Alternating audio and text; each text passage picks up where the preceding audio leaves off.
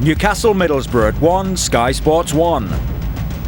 Fulham Aston Villa at 3:30, also Sky Sports 1. And Hibernian Rangers at noon, Sky Sports 2.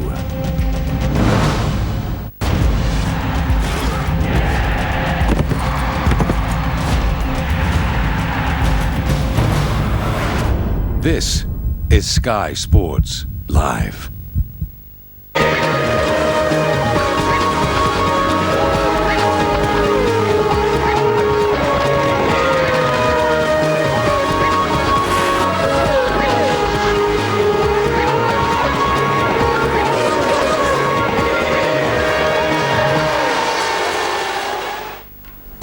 This weekend we enter the second half of the season of the A1GP series and we stay in the Southern Hemisphere and head to Sydney in Australia. Team GBR are 34 points behind the leaders after a disastrous weekend in New Zealand. The team must be wondering if their title chances are slipping away. Bobby Kerr's out, he can't believe it. Johnny Reid leads the championship after driving Black Beauty to a win on home soil. And it's a home win for New Zealand. But he's not going to have it all his own way, with France and Switzerland determined to fight it out to the end. The battle for the title's on. He has driven superbly. Team Switzerland, they've done it.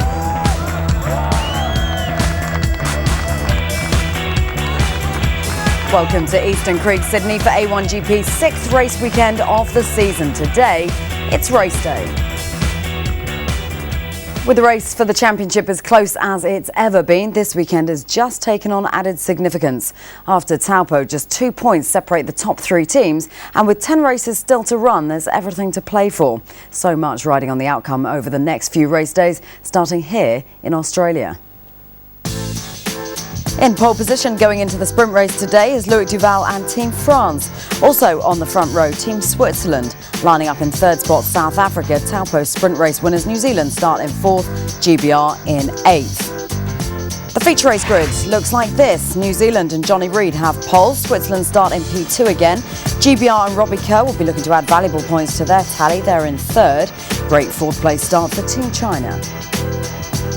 With me to enjoy all of today's race action, Team GBR's Ollie Jarvis. So Ollie, the main protagonists all at the front of the grid for both races today. How exciting a race day do you think we can expect? I think it'll be a very exciting race day, especially with the weather not looking so good. But there's also a couple of people a little further back on the grid than they'd like to be. Of course, you know, Robbie Kerr's GBR driver. You know, he'll be looking to come through in the first race, and I think we might see some aggressive moves. Team France, Loic Duval, have pole for the sprint race. How desperate is he on a personal level to convert that into a race win? Oh, he'll be very desperate, especially after the race weekend in New Zealand, where he deserved the win. He was quickest all weekend. He's been quickest in testing, and I think we're going to see very soon, if not today, his first win. He has been the picture of consistency so far this season, hasn't he? Yeah, every time he gets in the car, he's top 3. But so far, that win has just avoided him. So, he'll be trying to change that today. If France do win, by the way, it will be their first win in the series since Monterey back in season 1, 37 races later. The named drivers, by the way, on the bottom of your screen, just for your reference. If France do get off to a good start, how difficult is it going to be for others to catch them up? I think very difficult. Loic showed he's got the pace here in Sydney. He's been quickest all weekend. Didn't get the pole in for the feature race, but he's looking very strong. Neil Yarney been struggling with gripper this weekend, but he turned it on for qualifying. He always manages to do that, doesn't he? Even if things aren't quite going that well in practice. Does he have a different strategy to other teams where practice and qualifying concern? Normally he's very quick in testing as well. Something didn't quite go right. I heard the team mention maybe a bad set of tyres. Very unusual, but it can happen. But they've also got the data of France, so he would have gone into qualifying. Even though they weren't quick, they did have some useful data, and of course he pulled it out of the bag on them new tyres. Now, what about Team GBR? Robbie Kerr sitting in 8th place for the sprint at the moment. If you were him, Ollie, what would your strategy be ahead of this sprint race? Would you be inclined to go for broke, bearing in mind the sprint race now is just as important as the feature race, or would you keep things simple and just hold out ready for that feature? I think you can take a lot more risks being back in 8th on the grid. We need podium points, but at the same time, you've got to keep the car in one piece. it'd be a disaster if we were to miss out on the feature race because he damaged the car in the first race. But I think we'll see him going out very aggressive and really trying to make up some places. How important is it for Team GBR to put points on the table this weekend? It's extremely important. It's a make or break weekend for Team GBR, really. If we start to drop any further behind in the championship, it's going to be very difficult indeed. Spoken to Robbie ahead of this weekend. Is he pretty confident with the car, with the setup? Well, he hasn't got an engineer, of course, there because he's broken his leg. Yeah, no, unfortunately the team going to this weekend without the engineer. He's in hospital, so we wish him all the best. But I think Robbie will be very confident despite that. He knows the circuit well. He's been quick here every time he's ever run. So I think, third on the grid for the feature. Okay, not where he wants to be in the sprint race, but he can kind of look for some good results. OK, thanks, Ollie, for the moment. Karting and drag racing, usually associated with the track at Eastern Creek. But over the last 3 years, it's also been the home for A1GP in Australia, of course. John Watson and Lee Mackenzie have more on the circuit the drivers will race on today.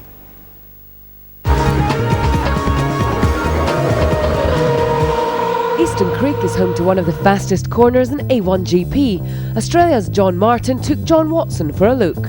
John, there are some corners and some circuits around the world that are what I call big corners, but turn one here in Eastern Creek, it's a real monster of a corner. Oh, for sure, it's definitely one of the best corners in Australia. It's one of the fastest. Off the start here, you're not going quite so quick, so you can run through it side by side. Usually ends in tears. Now last year China did a pass around the outside of the Netherlands, an unbelievable pass in my mind. How did he get away with it? Takes a lot of skill, a lot of nerve, and some definite big balls to go around the outside, I think. John, you just come out of that mega turn one and all of a sudden you're into a slow second gear corner. It looks pretty straightforward to me though. And what's it like? It may look straightforward, but I'm afraid it's very the opposite. It's like at the start of the race, you've got 21 other cars barreling down into here. It's the first time you're on the brakes, so it's just people just going everywhere. There's people looking for a move, and then you come in here, you try and brake in as deep as you can, run out to sort of midway out to the track to try and get a good drive up over the hill. If you can get that right, I think it's sort of the key to turn two, I think, anyway. 11 turns and 3.9 kilometres in length, and at the early hour of the morning I'm going into turn one. Well, it is an early morning wake-up call for me on the exit of the corner. It's also damp, and this circuit really is like trying to grab hold of a slimy mackerel as you go into turn two, climb out of the corner. Immediately the back of the car wants to swap with the front, and then I'm into turn three, the climb up over the crest of the hill, and then the drop down into turn four. Keep the car neat and tidy through turn four, because immediately out of four you've got the entry into turn five. Watch again for that change of surface right on the apex. Free the car up on the exit, then come back to the left to turn into the very quick right-left flick that comprises turns 6 and 7. Traction again is a problem out of 7, but the climb up the hill into turn 8 is important. You've got to get the car into the apex earlier than you might anticipate, because otherwise you'll run wide on the exit. Down into turn 9, braking downhill, again get the car in, hug the curb, then on the power. Traction also a problem out of turn 9. Then the run up into turn 10. Very quick entry into this part of the racetrack, and then you've got to get all the speed off before you enter the first part of the final two-part turn 11. Let the car run wide, then come back, hug the curb, and then when you see the exit, it's flat out all the way down the quickest part of the racetrack, up to 270 kilometers per hour before turn 1. John Watson catching up there with the Team Australia's John Martin at the beginning of that piece. It's the first time, by the way, Australia have achieved a top 10 qualifying place. They've done that in the sprint race. Ollie, John Martin obviously knows this track well. It's his home circuit. But do you expect him to do quite well here for those reasons?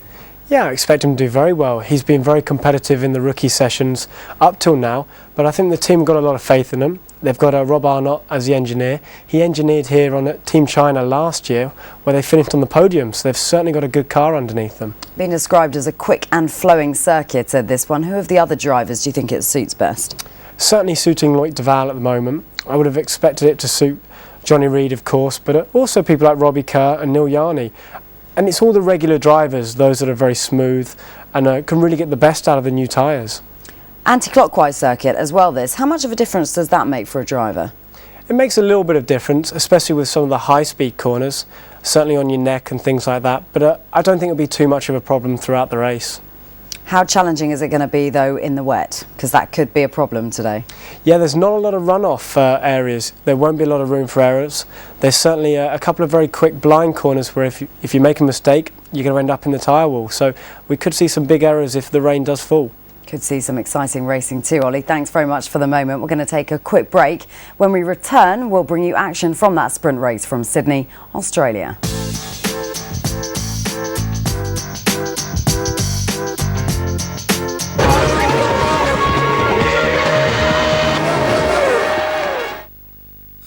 Tomorrow from 1, live on Sky Sports, a Super Sunday.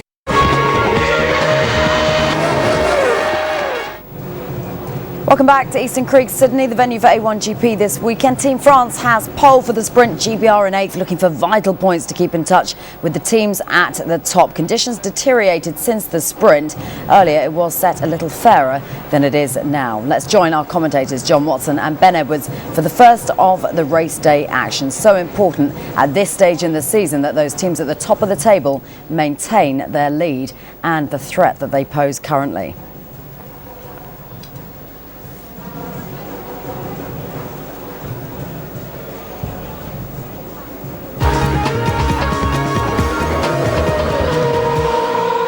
The aerial view over Eastern Creek Raceway as we prepare for the sprint race here in Australia, and Team France on pole position as Loic Duval still seeks his first ever win in A1GP World Cup of Motorsport. Starting third, Adrian Zaug for Team South Africa. Good opportunity to score vital points, but in the battle for the championship we'll have to see what happens. John Martin of Australia, well, he looks pretty serious and obviously concerned to try and move up from 9th on the grid. Front row, also we see there Switzerland alongside Team France, and they need the points as well, trying to reclaim the series lead from New Zealand. So let's look at how they line up for this race. It is France and Switzerland together on the front row of the grid, with South Africa and New Zealand right behind. So the current points leaders, New Zealand, starting from 4th position. China and the USA are on the 3rd row of the grid together. Germany and Great Britain further down than might be expected. Australia starting 9th on home turf ahead of the Netherlands. Then it's Brazil and Ireland. India qualified 13th ahead of the Czech Republic. Then it's Canada and Malaysia. Portugal and Pakistan are on row number 9. Mexico and Italy on row 10. And at the back it's Indonesia and Lebanon. We're all set to go racing. The pace is being kept nice and steady. Lights go out, away we go. What a start from France. Switzerland in second and New Zealand on the attack. Well, we don't know whether that was a start before the lights went out or not. We got the message on the screen, green flag, but we don't know whether that was a slight jump, slight advantage to France or not. But South Africa trying to find a way down the inside, but Great Britain, Robbie Kerr dives down, gets alongside China and has taken that place away. Have they all made it through turn 2? Normally that's where we see accidents, but they haven't. Great Britain definitely gaining a couple of places there. They're past Germany, they're past China. Robbie Kerr's had a magic start. 1, 2, 3, 4. New Zealand in 4th, Great Britain in 5th, China in 6th. Big defence from China, blocking Germany into turn 5. So Michael Amamura had the run out of turn 3, but it was blocked. Now he's got pressure from behind from Jonathan Somerton, Team USA.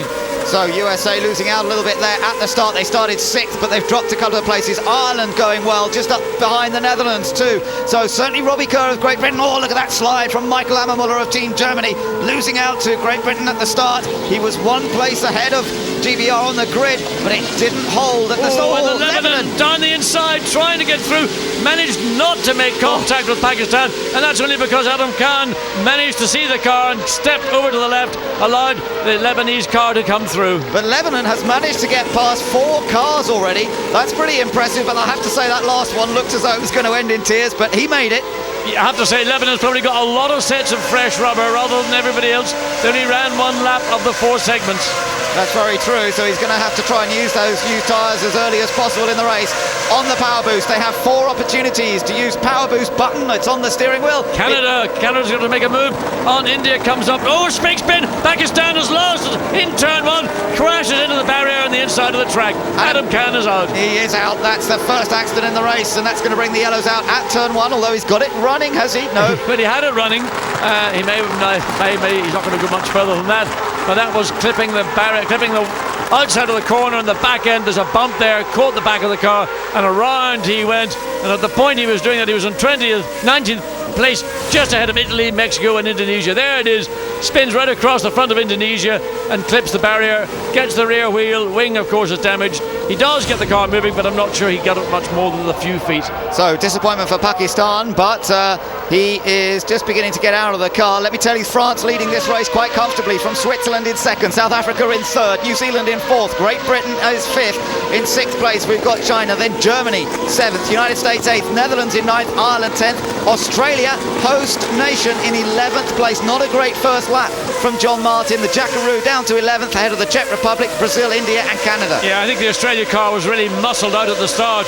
A lot of tough competitors around him on the grid, and they all sort of find a way through on that opening lap, and Australia drops down to that 11th place, having started up in 9th. Look at the lead that France has opened up in the first couple of laps, and Loic Duval is so determined to take his first win in A1GP. He is flying, he's disappearing up front. His gap 2.6 seconds after 2 laps. That's remarkable. Well, whether he jumped the start or not, and we have to see this restart again, it certainly looked to me as he went before the rest of the field even knew the race was underway. So there's a replay of the start. We can't quite see the light from that position, but clearly France did get a huge advantage, and they've taken advantage of that advantage. South Africa and New Zealand side by side in turn 1, and then it was New Zealand had to fall back in line behind South Africa. Yeah, Great Britain went around the outside of Germany at turn 1, and then I think he went down the inside. He got 2 going into turn 2. Typical Robbie Kerr, tenacious. If he sees an opportunity, if he doesn't see it, he makes it happen. Yeah, that was good stuff. Real racer, he always is. And up front, we've still got France easing away. Switzerland in a strong second. South Africa looking for their first podium of 2008. They were on the podium at the end of 2007 at China. Then it's New Zealand. And of course Johnny Reid in a good solid point scoring position, but he still won't want to see Switzerland and France gaining too many points here. Good opportunity for France to take the lead in the championship if the positions stay as they are right now. Australia down in 11th place. John Martin losing out a little bit. Let's ride on board with him. This is the flank cam on the Australia car coming down under brakes into turn 2. You can see cars just ahead. That is Ireland just ahead, the green and white of the Ireland car. Not the original tub that Ireland are using, that's the tub of the spare car. But to every other point of view, it is the Ireland car. Now I bet John Martin would like it to rain a little bit. He knows the wet lines around here extremely well. They are quite different to the dry lines, but it looks good at the moment. We've still got a bit of cloud around, but no look of rain just yet. So you can see the front of the car, the way the nose was up and down, that's in effect the bumps on the track. And almost those front end wing plates coming into contact with the ground at different parts of the circuit. Back to the camera through turn 8, slides the back of the car. He tries to claw back last time, get on terms with Ireland, see if he can make a move on Adam Carroll. It'll be a tough one because Adam Carroll's tough. Yeah, Adam Carroll's going to be a hard guy to pass, but he's fair. If you get a good run on him, there's always an opportunity to do that.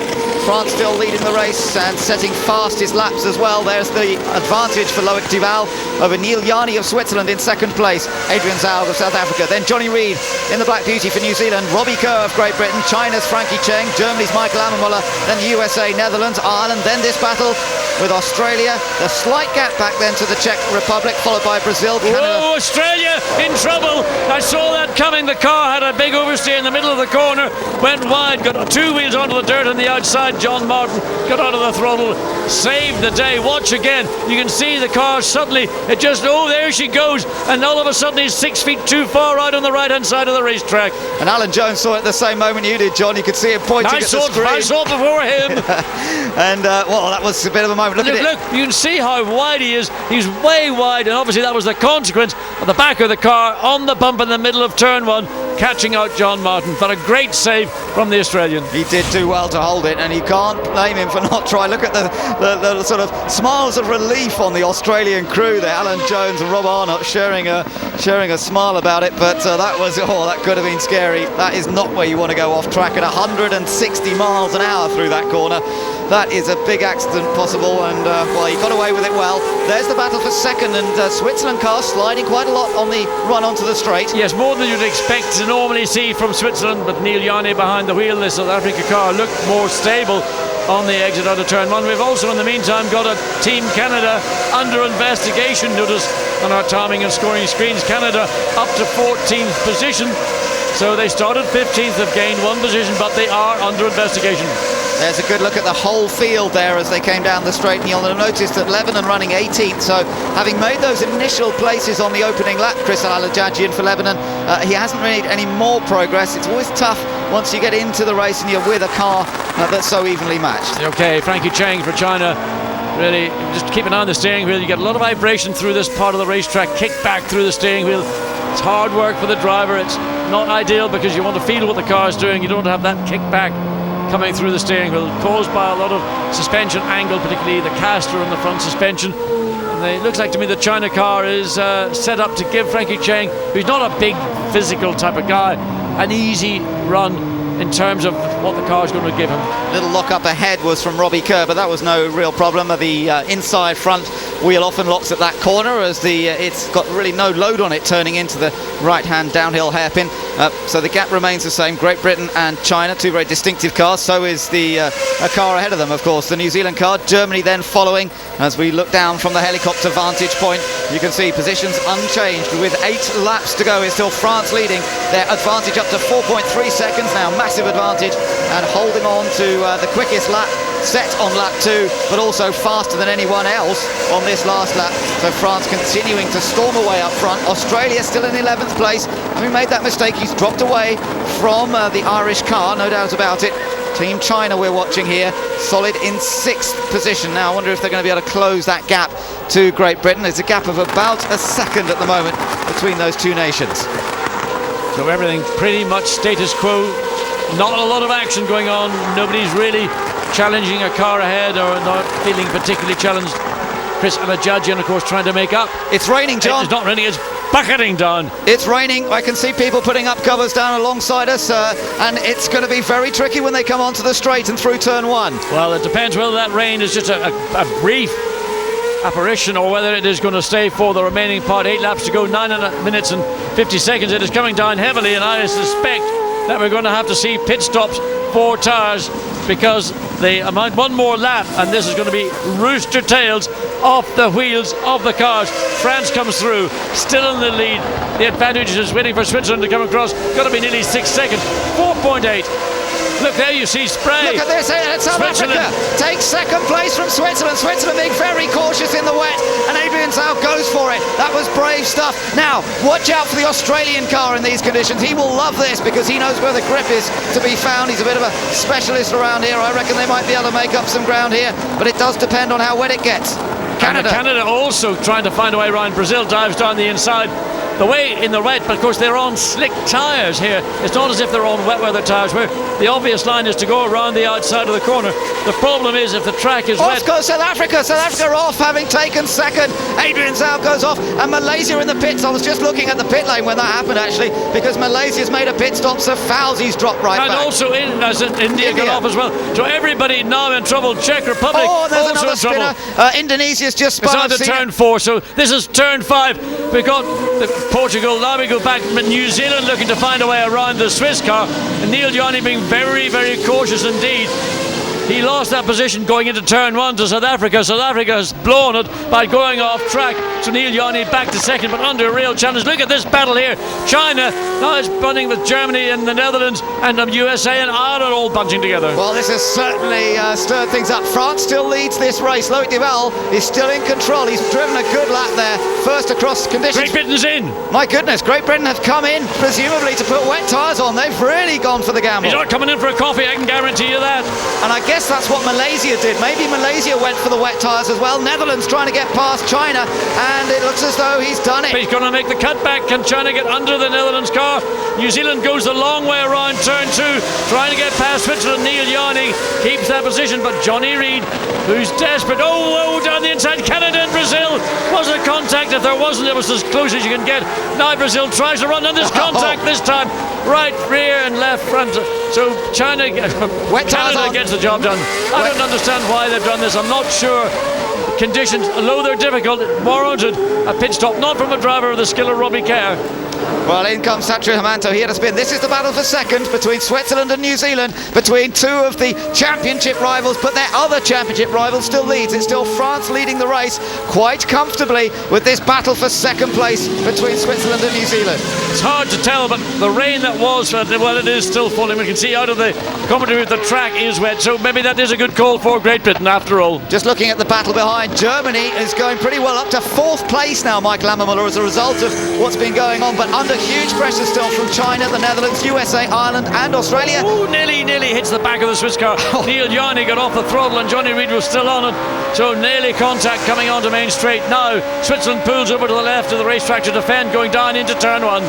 Fantastic stuff, and this is still raging, this battle for second, and down the inside goes Johnny Reid, and Neil Yarney sort of left the door open there and he's through, and meanwhile Australia is just getting past USA, I think, in the background. We'll have to keep an eye, look in the background as well. So for China, I don't know whether China was pointing forwards or backwards coming through turn one. It's very wet here. China did spin indeed, I was right, I think China came through turn one backwards. And Australia did get past USA, but now USA claiming it back. The rain has started again more heavily. Those guys on wets, you know, they might still do something in this race. 5 laps to go. The Canada going around the outside. What a bit of driving from Rob Wickens there. And he's moved up 2 places in one go. Wickens is flying in the wet. Well, that's just a matter of driver confidence. John Martin, likewise in Australia, he's got the confidence. He's using the wet line, which has run very wide, such as China's doing. Brazil thinks they're going to come back by going up on the traditional line. Frankie Chang able to hold that position. We've got to keep an eye on Great Britain. There are 46 seconds behind race leader, and we've got 5 laps to go. So, well, make this 9 seconds a lap he's got to pick up.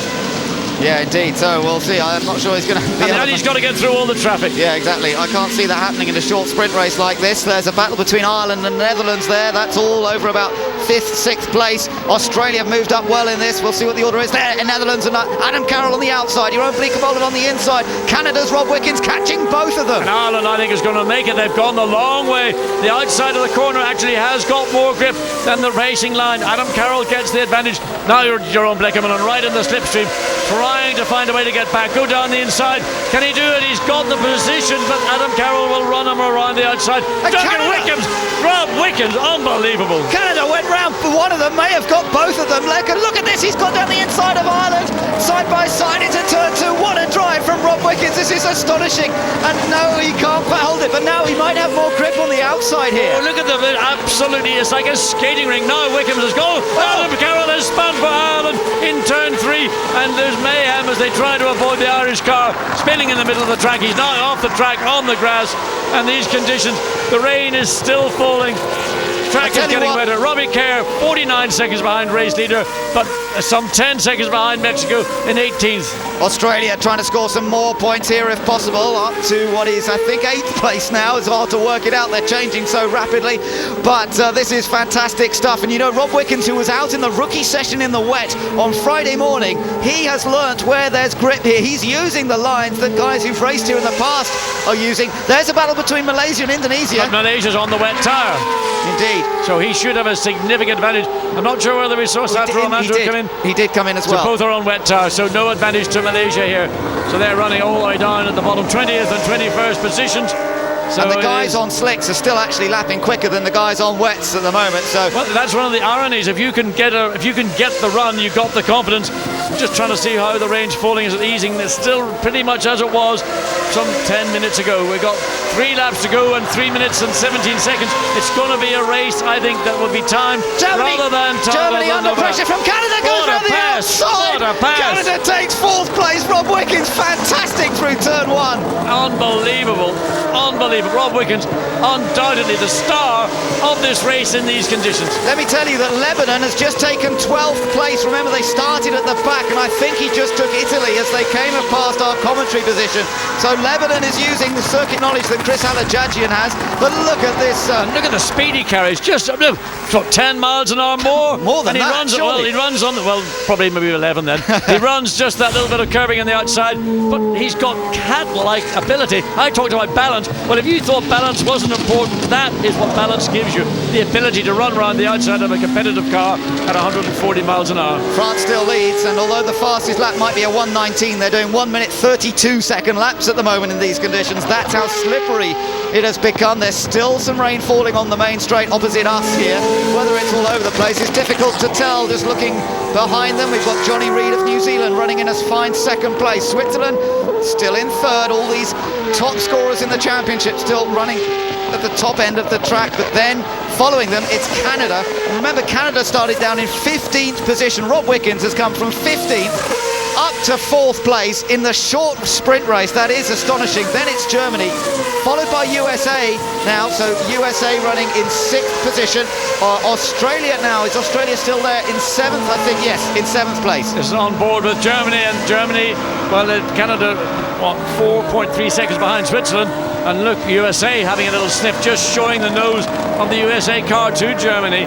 And Jonathan Somerton under a second behind that German car. But here's about Lebanon, the Portugal, India and Ireland. Look, all over the place, coming down side by side. I mean, India can't see a thing. Lebanon going in tight here. He might lose out as a result of that, or will he gain back? He's in 12th place now, Chris Alajajian. Still not in the points, but Lebanon have never scored points. If somehow he could gain 2 more places, India dives down the inside. Kartikeyan gets past João Urbano. Yeah, and João Urbano saw that coming. He goes around, he can run the outside, and he gains it back. If you're on the inside, Lebanon in trouble, same as Adam Carroll a couple of laps ago. Just too much power. You've got to be really, really sensitive with the throttle pedal in these conditions. This is very, very difficult indeed on slick tyres. New Zealand and Switzerland have just run wide down at the hairpin, and I can see Switzerland there on the grass, passed by Canada.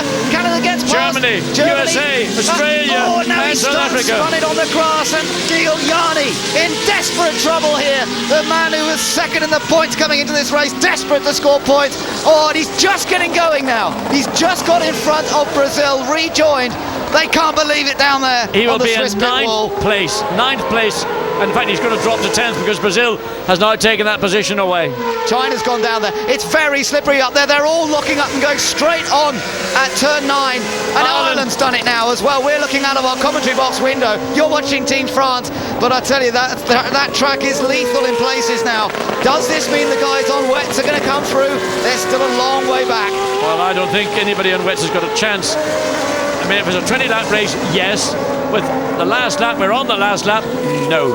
Germany still battling with USA. This is for 4th position because Canada now in 3rd as a result of Switzerland's mishap last time around. So Canada's gone from 15th to 3rd, but will they survive the remainder of the race? On board here with Team USA. Yeah, they're looking to get that position away, that 4th place taken away from Germany.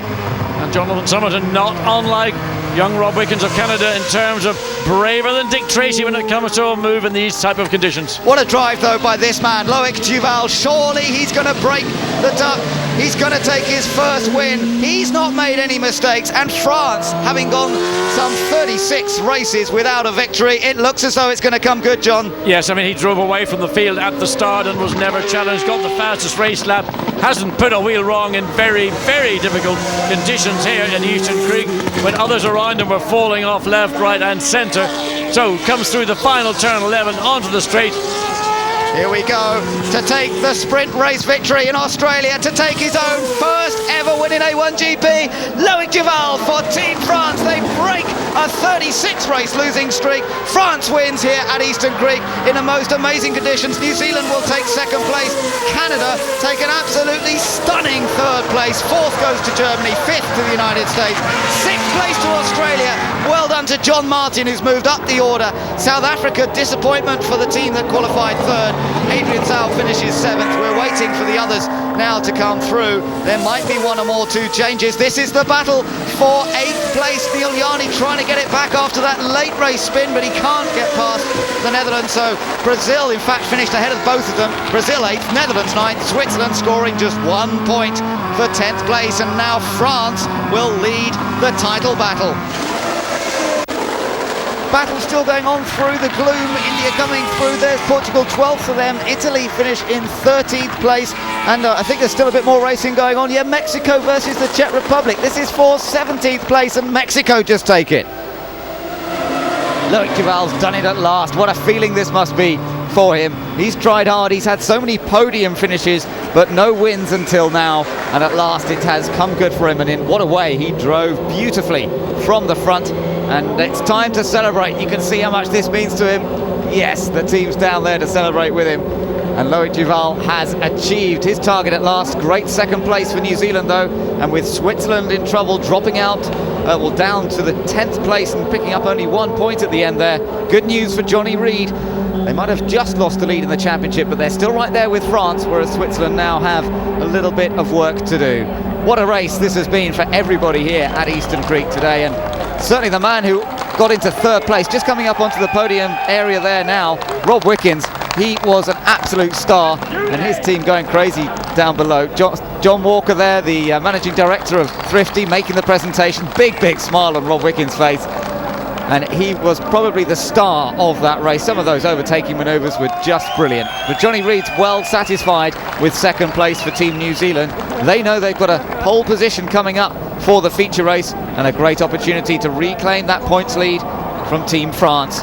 But at last, Loic Duval, you can see him looking down to the team, and it's not just his team that are applauding this. Other teams up and down the pit lane are definitely enjoying this as well.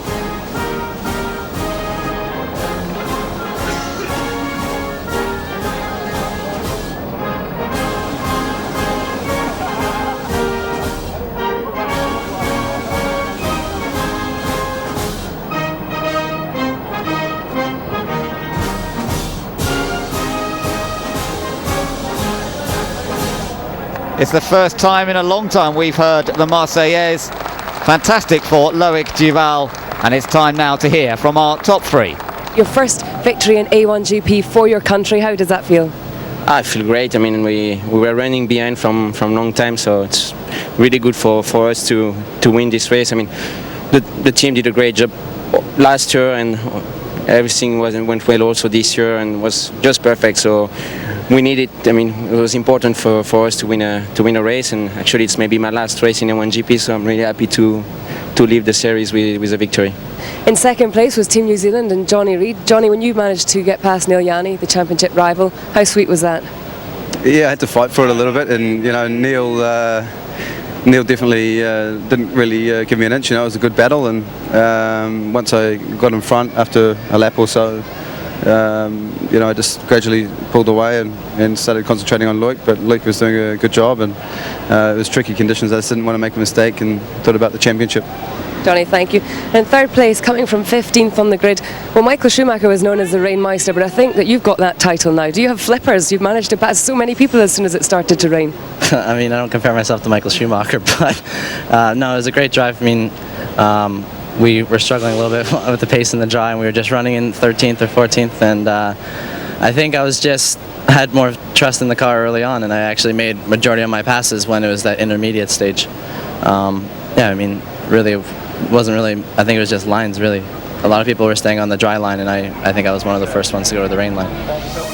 Confirmation of the result. France winning, and now with a 2-point series lead as well. They finished ahead of New Zealand and Canada. Germany in fourth, then the United States in fifth, ahead of Australia. Good drive from John Martin. South Africa dropped back a little bit. And the other point scorers, Brazil, the Netherlands and Switzerland, but only just. And then those out of luck, including China, Ireland and Great Britain on those wet tyres.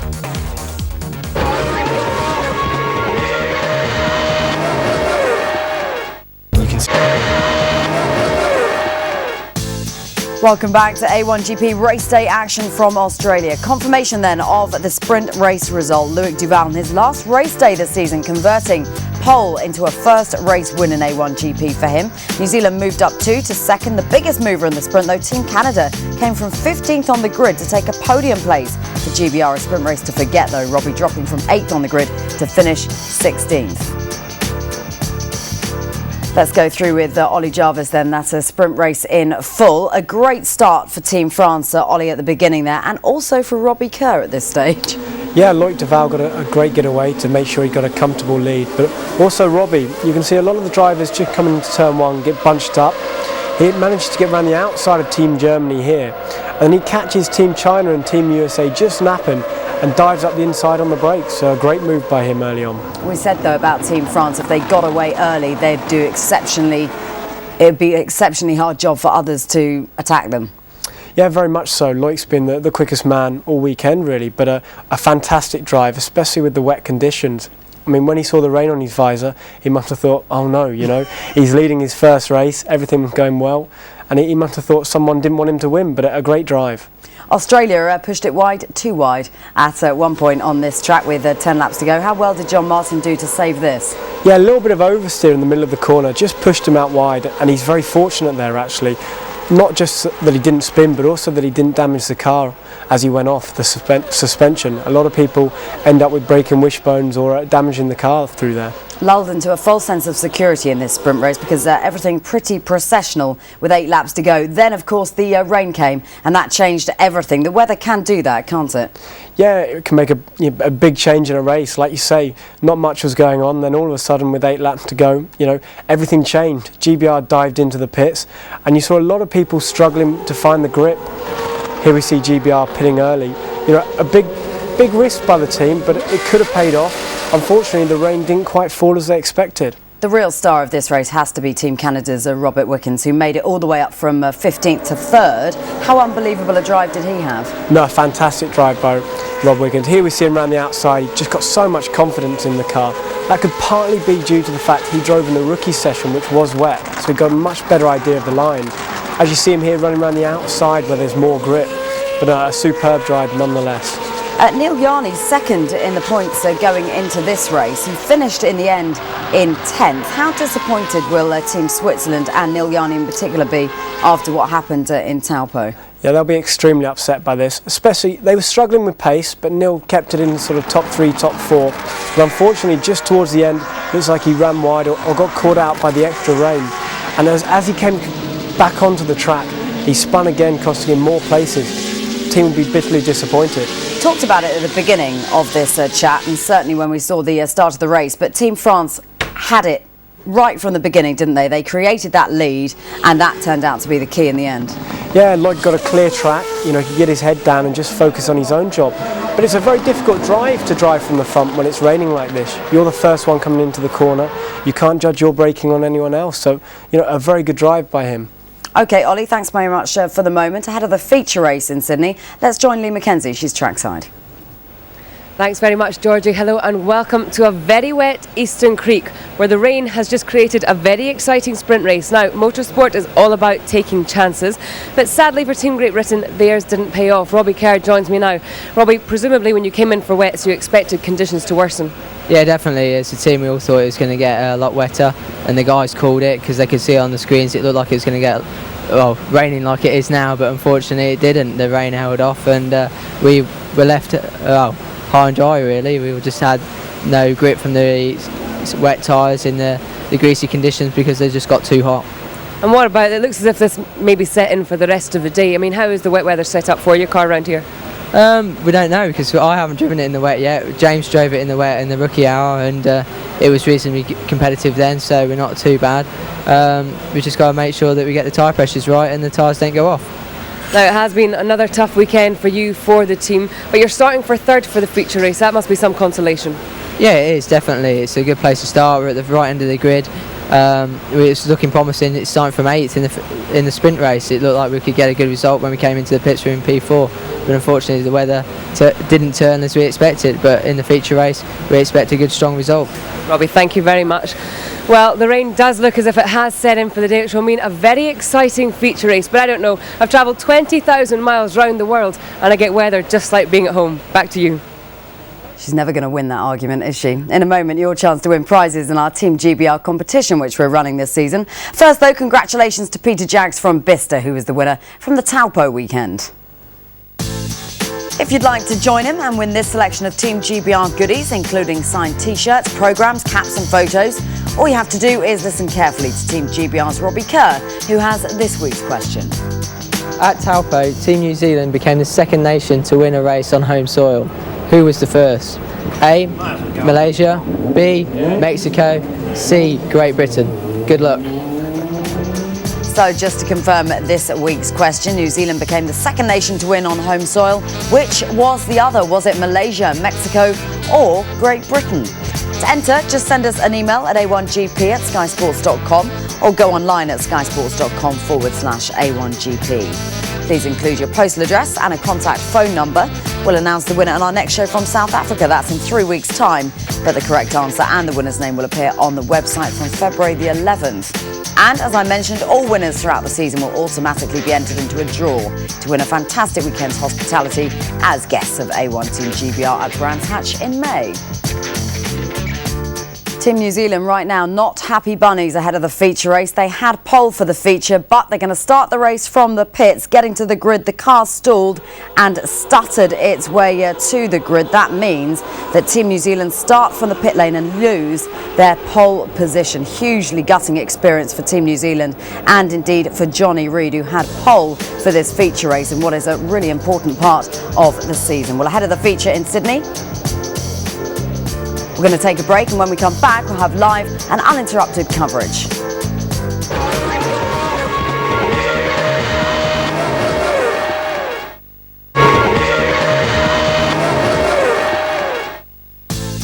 Welcome back to Sydney, Australia. Team New Zealand starting from the pits. They've lost pole after suffering a mechanical failure. Work continuing on the car. The boss baffled. Colin Giltrap not happy with events. Johnny Reid, though, still maintaining a sense of humour. John Watson and Ben Edwards will take the story on.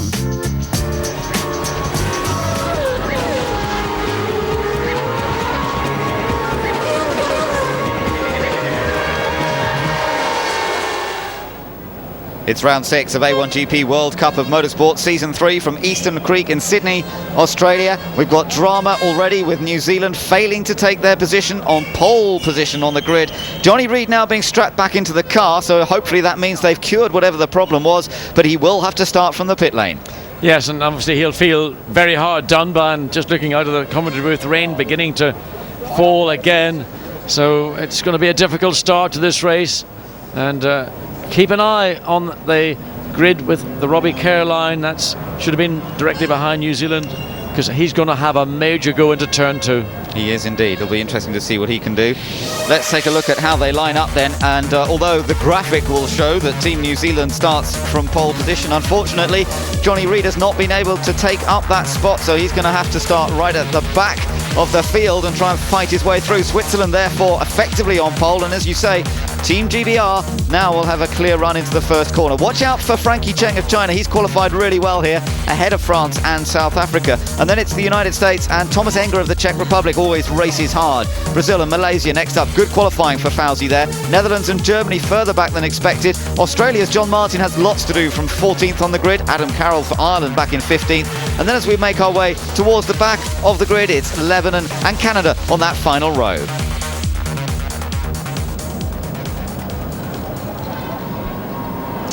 Well, as you said, John, a little bit more rain beginning to fall. Can see the umbrellas going up, but it's time for the start procedures to get underway.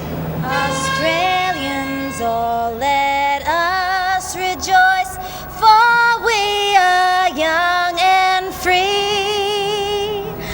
With golden soil and wealth for toil, our home is good by sea. Our land abounds in nature's gifts of beauty rich and rare. In history's page, let every stage advance Australia fair. In joyful strains, then let us sing. Advance Australia fair.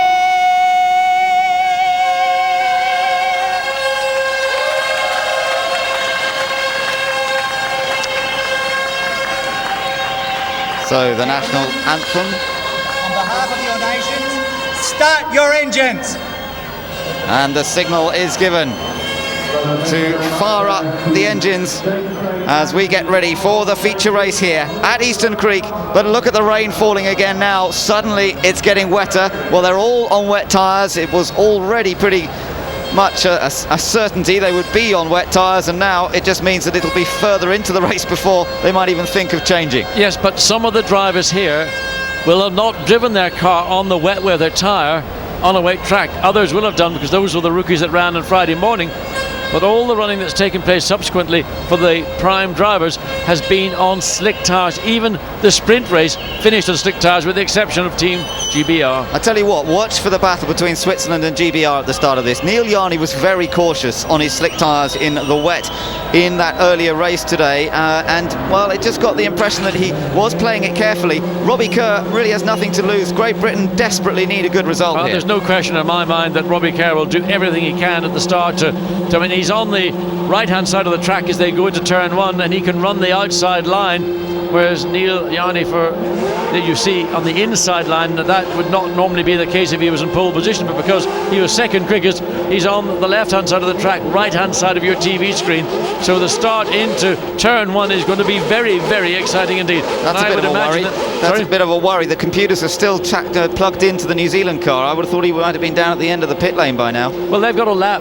Yeah. These tyres are going to go a lap, so there's no real rush. They can do that once the cars begin to come down main straight, get them down to the end of the straight. Okay, so they're about to go away on their formation lap. It will be a standing start next time that they do get underway, but remember, they've got this one final formation lap. Given the signal, away they go, trying to judge the amount of grip, but France has stalled on the grid there. Loic Duval with his hand up. We're going to have another fast car starting at the back. He's the championship leader. France, the series leader, will also be at the back. We'll have Canada at the back, France and New Zealand. And it will be an absolute open door for Switzerland to claw back points, which they lost desperately in New Zealand. And of course here this morning when the earlier race, finishing 10th, only 1 point for that 10th place, so real drama. Look at that, yeah. The points, France and New Zealand leading, but now both of them are going to have to start at the back of the field here. So as you say, this has handed a huge opportunity to Switzerland. After all the problems they've had, it's now up to Neil Yarni to make the most of what is a potentially very promising situation. They get the French car underway. He is not allowed to overtake any of the cars that have already set off. Oh, dramatic stuff. And did someone say that India's on different tyres there? Just check that. Yeah, they're on slicks apparently. Well, I think that's, to call it an amazing punt is an understatement. I mean, there's rain falling, and while you might say, what have you got to lose? India starting all the way back on the 18th position, 9th row of the grid. These conditions are, in my view, way, way too wet to take a chance. Now, all he can hope to do is that the rain that is beginning to fall will stop, but it looks to me like it's in for a little bit longer than maybe India would have anticipated. We're still waiting for the New Zealand car to make its way down to the end of the pit lane, and that will happen, I suspect, within the next, half a lap.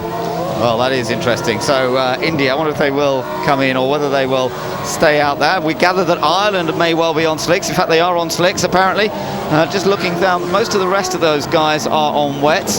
Certainly Indonesia, they're on wets. Canada on wets. Lebanon on wets. Actually, Lebanon's another one to watch from the back, John, because Chris Alajajian, he was moving up the order pretty well on the first lap in particular in that sprint race. Yes, but much different set of circumstances, and of course starting all the way at the back, or not quite at the back. Lebanon starting in this instance, I beg your pardon, look at the results. Lebanon starting back, well, they are 22nd because they route the car off effectively, so they might take the view nothing ventured, nothing gained. I think for Chris Alajajian, they're Ireland on the slick. I think for Lebanon, the best thing they could do is make sure they give the driver the safest car they can and let him work it out over the duration of this race. 45 laps or 69 minutes plus 1 lap. What an opportunity this could be for Robbie Kerr and for Team GBR. They are effectively second on the grid. He ran wet tyres early on today, so he's got a bit of a feel for what the car is going to be like on wet tyres, unlike Neil Yarni for Switzerland, who was on his slicks and made that mistake. And we did see that Yarni was very cautious in the wet conditions earlier, wasn't prepared to risk things as much as some of the others. I think Robbie Kerr is surely going to go for the outside. The two guys on slicks have come in, both India and Ireland, into the pits. But look how much the Swiss car has lined up. It is not lined up straight, it's lined up to try and block a Robbie Kerr move down the outside, as now the New Zealand car makes its way down the pit lane as the field begins to form up. This is amazing. This is incredible, with France at the back, Canada at the back. We've got New Zealand starting from the pit lane. Look Thomas at the gaps up slightly there. out of, again, pulling over to the left just to give himself a clear run. We're all set then, ready to go, with a rather different looking grid to the one that we expected. Watching for the lights, I can see them from the commentary box window. Lights go out, away we go, and who's going to get off the line? It's a good start from Great Britain, it's a good start from Brazil as well. Brazil, a stunning start down the inside, and Sergio Jimenez trying to take second, but side by side it's Switzerland and South Africa. Robbie Kerr takes third for Great Britain. Brazil in fourth place, great start from Jimenez. Here comes Kerr down the inside, trying to take second for Great Britain, with South Africa on the outside. South Africa runs wide. They were going to use the wide line, forced to do so by Great Britain. That second place, I thought it might have been the first place for Robbie Kerr by the time they got into turn 2, but no, Neil Yanni did get the bite off the grid, and he blocked the road to make sure that he had the lead into turn 2. Behind Brazil it's China and then the United States, and blocking going on further back is the Czech Republic. Thomas Henge tried to make a move down the inside into turn 4, and are they all making it? So far so good. USA going the long way around China, and then cut back up the inside out of turn 5 up into turn 6. Switzerland leads, Neil Yanni with the advantage, taking a very different line to normal in the dry, trying to find grip. USA versus China continues. This is the part of the racetrack very, very slippery in the dry, much more so on the wet. Up the hill into turn 8, run the line out round the outside as the USA does. That's where the grip will be in these conditions on your wet weather tyre. Germany next up with Michael Ammermuller, then Thomas Henge, then the Netherlands. Canada, look where Canada is. Look how many places Wiggins has gained already on this first lap. He was at the back of the grid. Started 21st. So we wait to see Canada's 12th place. Made up 9 on the first lap. Rob Wickens is flying. He loves the place in the wet, does Rob Wickens of Canada. He's made up another place into turn 11 as well. Just trying to get past the Netherlands, I think he was there. But as they come around the first time, it is going to be Switzerland leading this ball of spray. Great Britain in second place. South Africa in third place, courtesy of Adrian Zaug. Then it's Brazil, United States and China. Germany in 7th, Czech in 8th place, Netherlands 9th, Canada in 10th. So here goes Wickens again, trying to go around the outside of the Netherlands. And look at that, it's his favourite line. Like a power boat going past. Just absolute commitment, confidence from Rob Wickens, and the Canada car gets past the Netherlands. That's now 9th for Canada.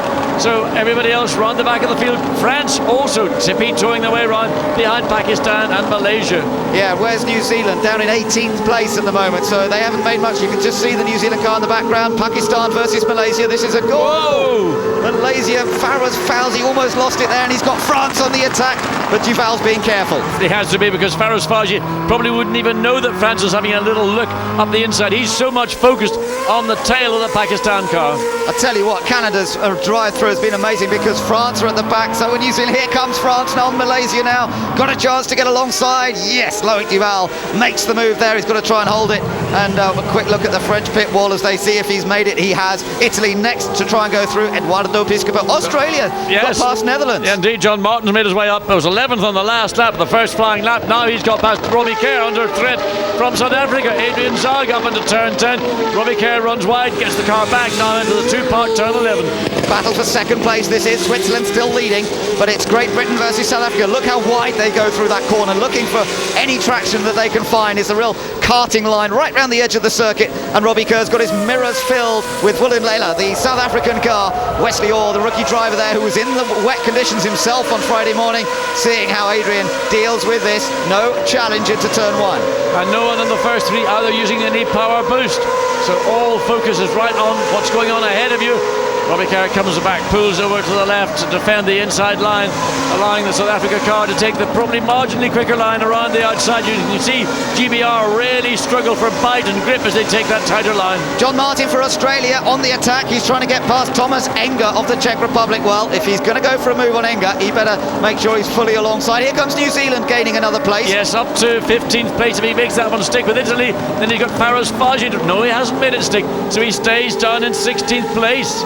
Trying to go around the outside here to get the grip. Now he might have the big slide. Holds it just about. You cannot get the power on that inside line in these conditions.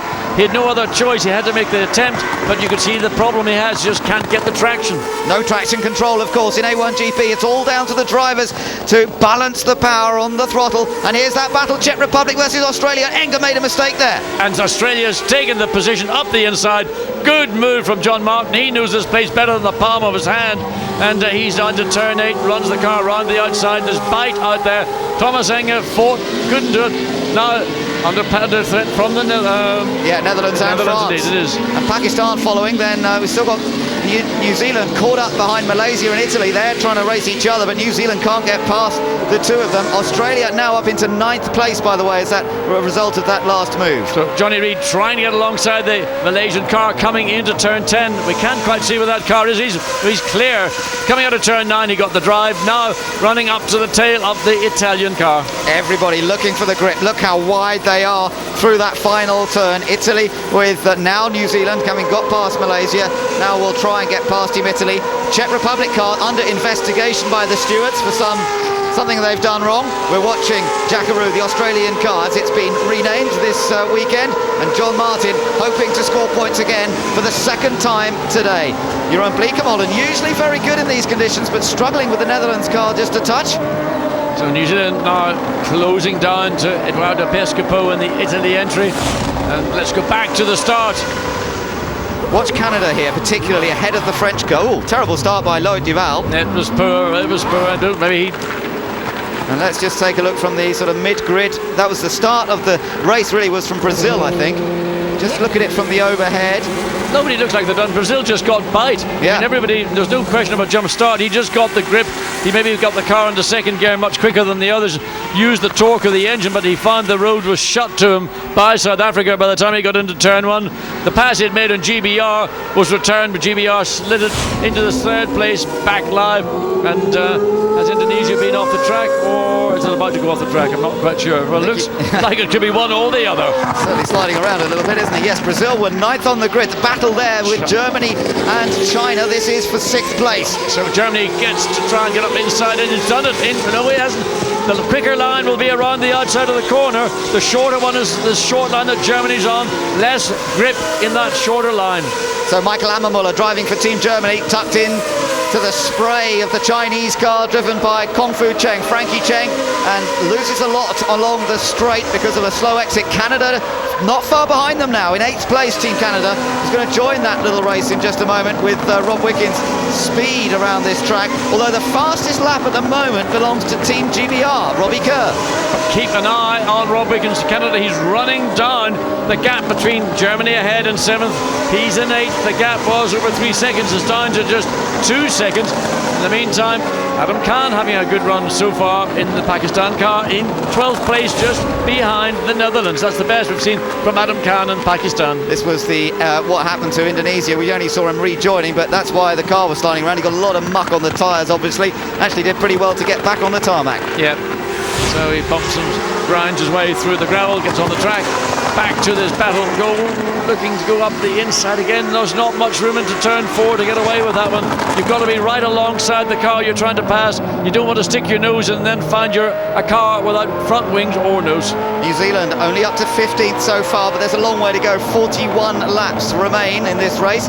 Pit window will open at lap 8, remember, and well, we'll see. There are 2 pit stops to be made. A long way to go in this race. Saw Great Britain with fastest lap in the race in 2nd place. South Africa still in 3rd, and then it's Brazil 4th. United States in 5th place. Watching here, New Zealand though tucked in behind the Czech Republic, looking to find a way past. Italy managed to get ahead of the Czech Republic somehow, so I think Enger made a mistake there somewhere. And here comes Johnny Reid trying to draw alongside. Can he get alongside into the right-hander? Yes, he does. Yes, and I think that was Thomas Enger was a little bit helpful in that situation. He knows that the New Zealand car is a quicker car, and frankly, other than getting involved in a wheel banging into turn 10 or maybe 11, that inevitably, as we got a yellow flag out now at turn 4, and we can't quite work out what that's for, but there is a yellow flag being waved at turn 4. You can see how everybody's now got a bit more used to the wet line around here. Running around the edge of the track, there's Zaub, who had the slide earlier on in the sprint race at that corner, but he's dealing with it well, still holding on to 3rd place. So the lead still in the hands of Switzerland, 2.1 seconds over Great Britain, who have the fastest lap to date. That was on lap 4. South Africa and Brazil in 3rd and 4th. Yes, and everything's settled down just a moment because even Canada's not making that much extra progress. Rob Wickens, after that amazing first lap, he's up into 8th place, but now the gap between himself and Germany at just over 2 seconds. Still Adrian Zhao keeping Robbie Kerr honest here because there's not a great gap between them. You can watch the throttle traces and compare them in the two cars as they battle over second position here. Yes, the difficulty out of turn 9 is getting the traction. So everybody, I would imagine, is trying to short shift as early as they can. In other words, use a higher gear and let the engine pull rather than letting the engine run up to its maximum RPM and suffer the problem of braking traction. The rear wheels, the grip, and Adrian Zhao runs wide as he comes out of turn 11, trying to get a little bit more impetus off that corner. And the gap across the line between those two cars is just 0.6 of a second. Brazil still in a very solid 4th place. USA in a strong 5th place. China are in 6th, and then it's Germany a little further back, and then that gap back to Canada that I mentioned, and the gap actually opened up, if anything, on that last lap. Looks to me as if South Africa are slightly better into turn 2. It's a question of who gets off that corner then. I think they're fairly even Stevens, but the gap pretty much maintaining around that half second to 0.6 of a second. Driving in right in the spray of the Team GBR car, never easy. And of course the drivers will have rip-offs on their visor, so how many they might have for these conditions? Maybe up to 2, 3 possibly. So the pit window opens up in a couple of laps' time. They've completed 6 laps so far. On lap 8, the first pit stop window is open, and they're allowed to come in to make their compulsory tyre change at any point then from lap 8 to lap 15. Still a close battle, close run thing here between Great Britain and South Africa for second position. Here's battle going on. Malaysia, Ireland, Lebanon in there as well. So is India. So around the outside, Adam Carroll goes for Ireland. He tried to go up the inside in the sprint race and had the spin. So he's got the momentum off turn 3. Now India goes down the inside of Lebanon. Again, the difficulty is you haven't got the ability to carry the speed if you're on the inside line. Ireland and India both came in to put wet tyres on, of course, so they effectively started right down at the back of the field. So they're trying to move up. They're up to 17th for the case of Ireland. Actually now 16th, that they've got past Malaysia, and a couple of further spots back is Team India's Narain Karthikeyan. There's Thomas Enger, the Czech Republic. He lost a couple of places on the last lap, but hopefully things are okay for him. Meanwhile, Team Australia, of course, up into 9th place. John Martin has gone well in the early stages, and Alan Jones joins us from the pit wall. Alan, what do you make of things so far?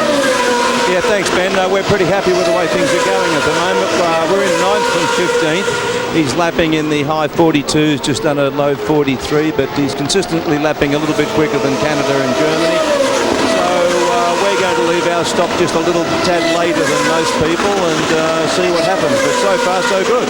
Great. Thanks very much, Alan. And John Martin upholding Australian honours well so far in very tricky conditions, but he certainly did say he would look forward to racing here in the rain if he had the chance. The car moving around a bit there, but he's not afraid of it. No, he's got very good ability. Oh, Pakistan getting it wrong, coming out of turn 2.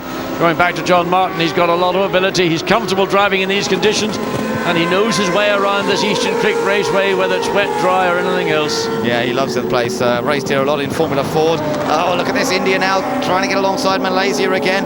This is over 17th place. Lebanon still tucked in there, and still no one can gain an edge or an advantage. Now, none of these guys are running quite as wide as the guys up front. Robbie Kerr and Adrian Zhao in particular were running right round by the white line, but none of these guys are doing that. Well, I think that's just a question of what they feel they're most comfortable with, but they may well try and experiment with the wider line. Certainly most of the corners here you'll benefit. Now look how wide the Malaysian car was in turn 5, and the India car took the more traditional line, trying to get up inside it, but to no avail. Very interesting in these conditions when you see different lines being chosen. Oh, Portugal's made a move on Lebanon, it's gone wrong. Jalapano. Yes, and Mexico had to go on the grass to get out of the way, and really there was never a chance for that pass to come. They were just too tight, not enough space in that corner, and Portugal is the one that comes off worst. Mexico suffered a little bit as a consequence of the Portuguese car coming back onto the track. Interestingly, on the last lap, the gap between first and second has reduced a little bit. Great Britain a little bit closer to Switzerland last time, and Lebanon on the grass there. They've got it wrong coming down that hairpin down turn number 9. So Chris Alajajian drops back, and John, we've got some drive-through penalties. Yes, indeed, drive-through penalties to Pakistan, China and the Czech Republic, as Switzerland is preparing a new set of tyres, wet weather tyres for their car. So what was the cause of that offence, whether it was a jump start or whether there was another offence that very difficult to see precisely. Here's the Czech Republic coming in to do its drive-through penalties. Lebanon once again runs wide. That's again out at turn 11, so it'll be a drive-through for Thomas Enger.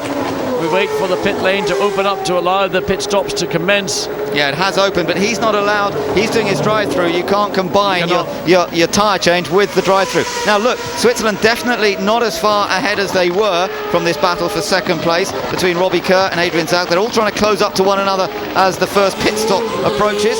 And with the pit lane open, are the leaders going to choose this moment to come in? Well, Wait a while. Switzerland clearly had the tyres in the garage. Whether they'll choose to come in now, the fact is that Switzerland is leading this race, but they're coming in. So Switzerland at the earliest opportunity, coming up to the end of the 8th lap, and in it comes. So Great Britain in as well, following in as well. So got to get the speed down. That's the line. Don't overrun that line coming in. That's a 60 km/h thereafter.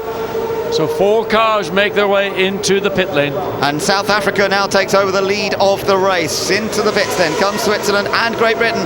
It's the battle of the pit stops here. And Great Britain's pit right down at the far end, so it's a while before he can make his stop.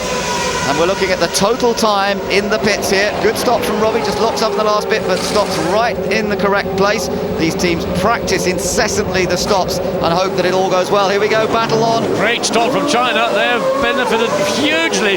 And look, Switzerland just ahead of GBR. Oh, that was close. But China, I think, were they doing the drive-through then? I think they did their drive-through. Well have done the drive-through. You may well be right. So they've still got another stop to make, but Switzerland still just gain the advantage here. But Robbie Kerr's going to try and take advantage as they come out. And he's got, of course, that Italian car just ahead of Switzerland.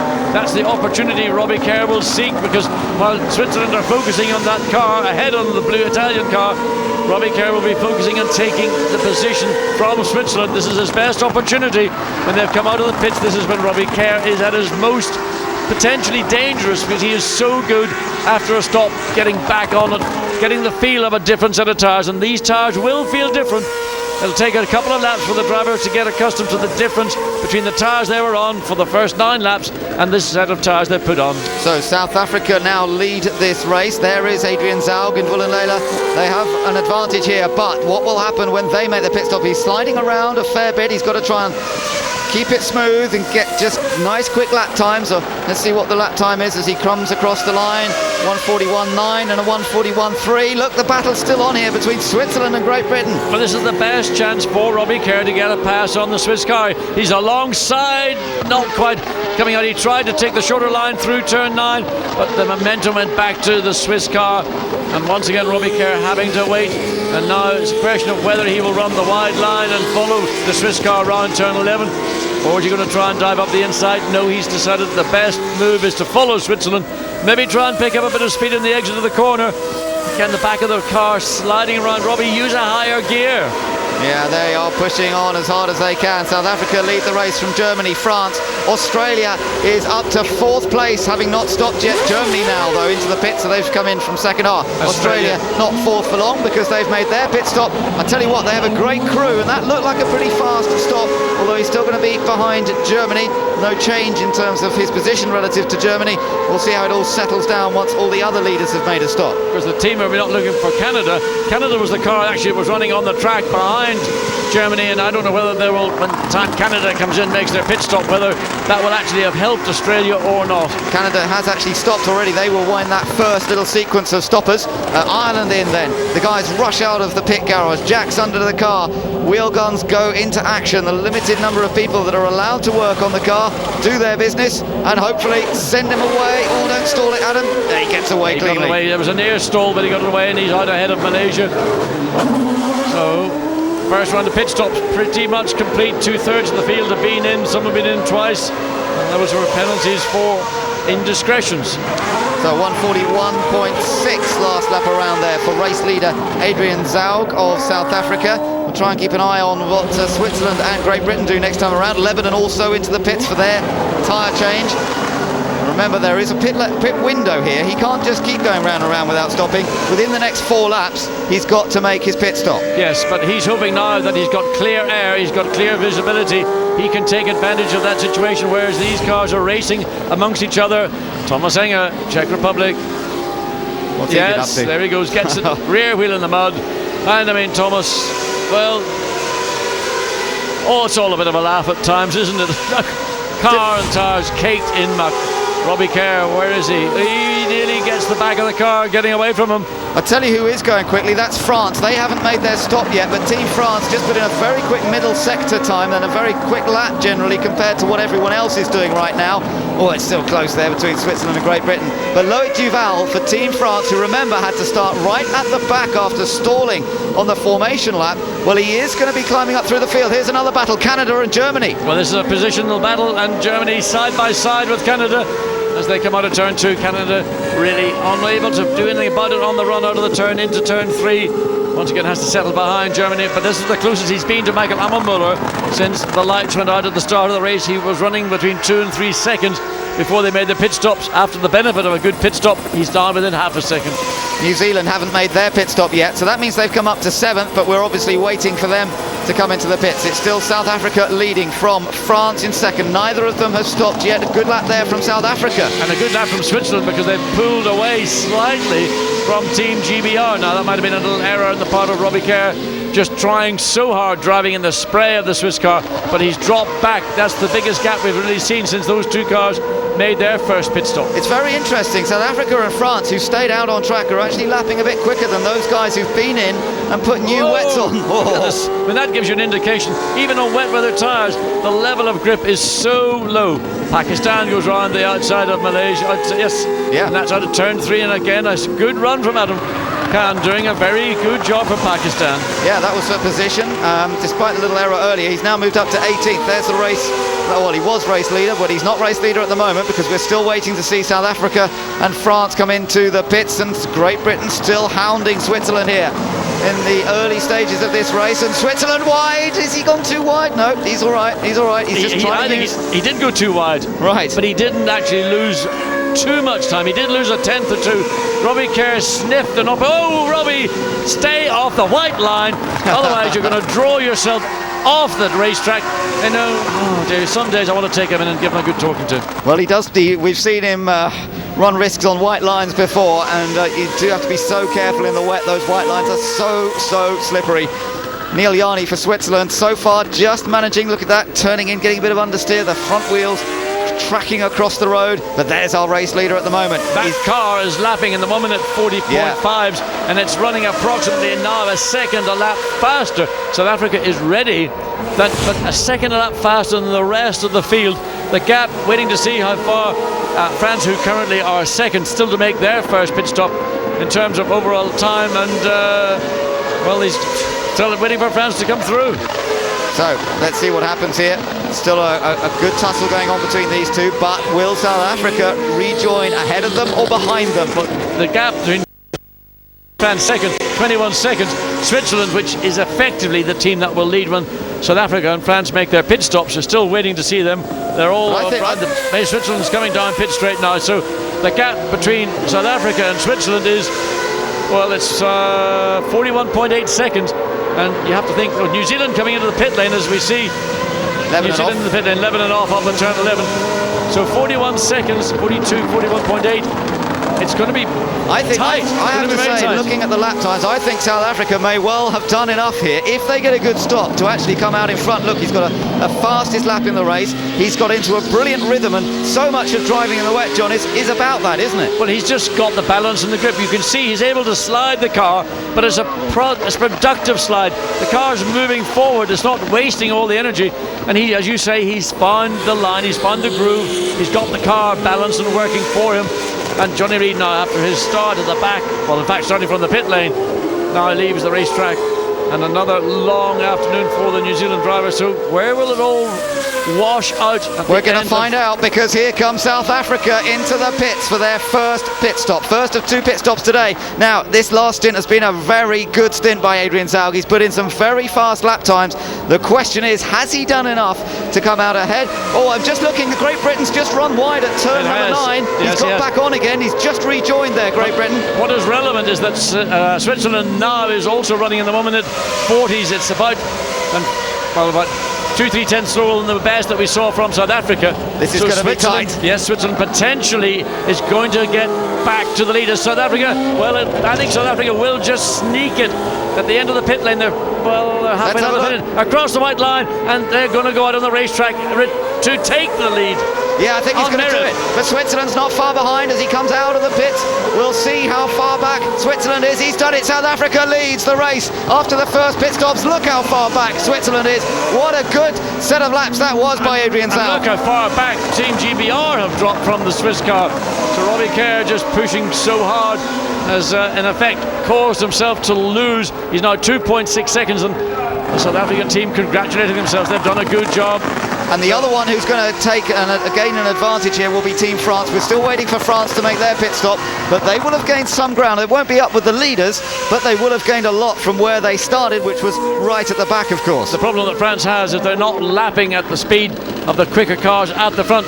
Johnny Reid comes up behind the back of the Italian car going into turn 1, and look how much the car of South Africa is sliding on those new tyres. He's really twitching around more than he was on the previous set of tyres. Well, you get a variation. I mean, it's just a combination of age, manufacturing, whatever. But there's Reid got past the Italian car. That's a positional pass. So Reid now up to 11th. And Italy down to 13th. USA off. He'd had a little bit of a moment, I noticed earlier, but now he's gone straight off the track, back on again. And Canada gets past the USA. So Rob Wickens saw that, read it well, used the momentum, dived up the inside. Jonathan Somerton doesn't want to give up the position. He's going in the inside, but the line to have is where Rob Wickens is. Germany also got past USA in that, so Germany's gained a place, and Canada with USA's mistake, and that's going to be interesting. That's just what happened to him. Yes, into turn 6 and 7 it is, and just nothing you can do. Oh, he came so close to that snake trap known as the Tower Wall. France into the pits then. Let's see how many places they might have gained through staying out there a little longer than everybody else on this pit stop, and then to see whether they can get the grip they need. He stalled it. He stalled it.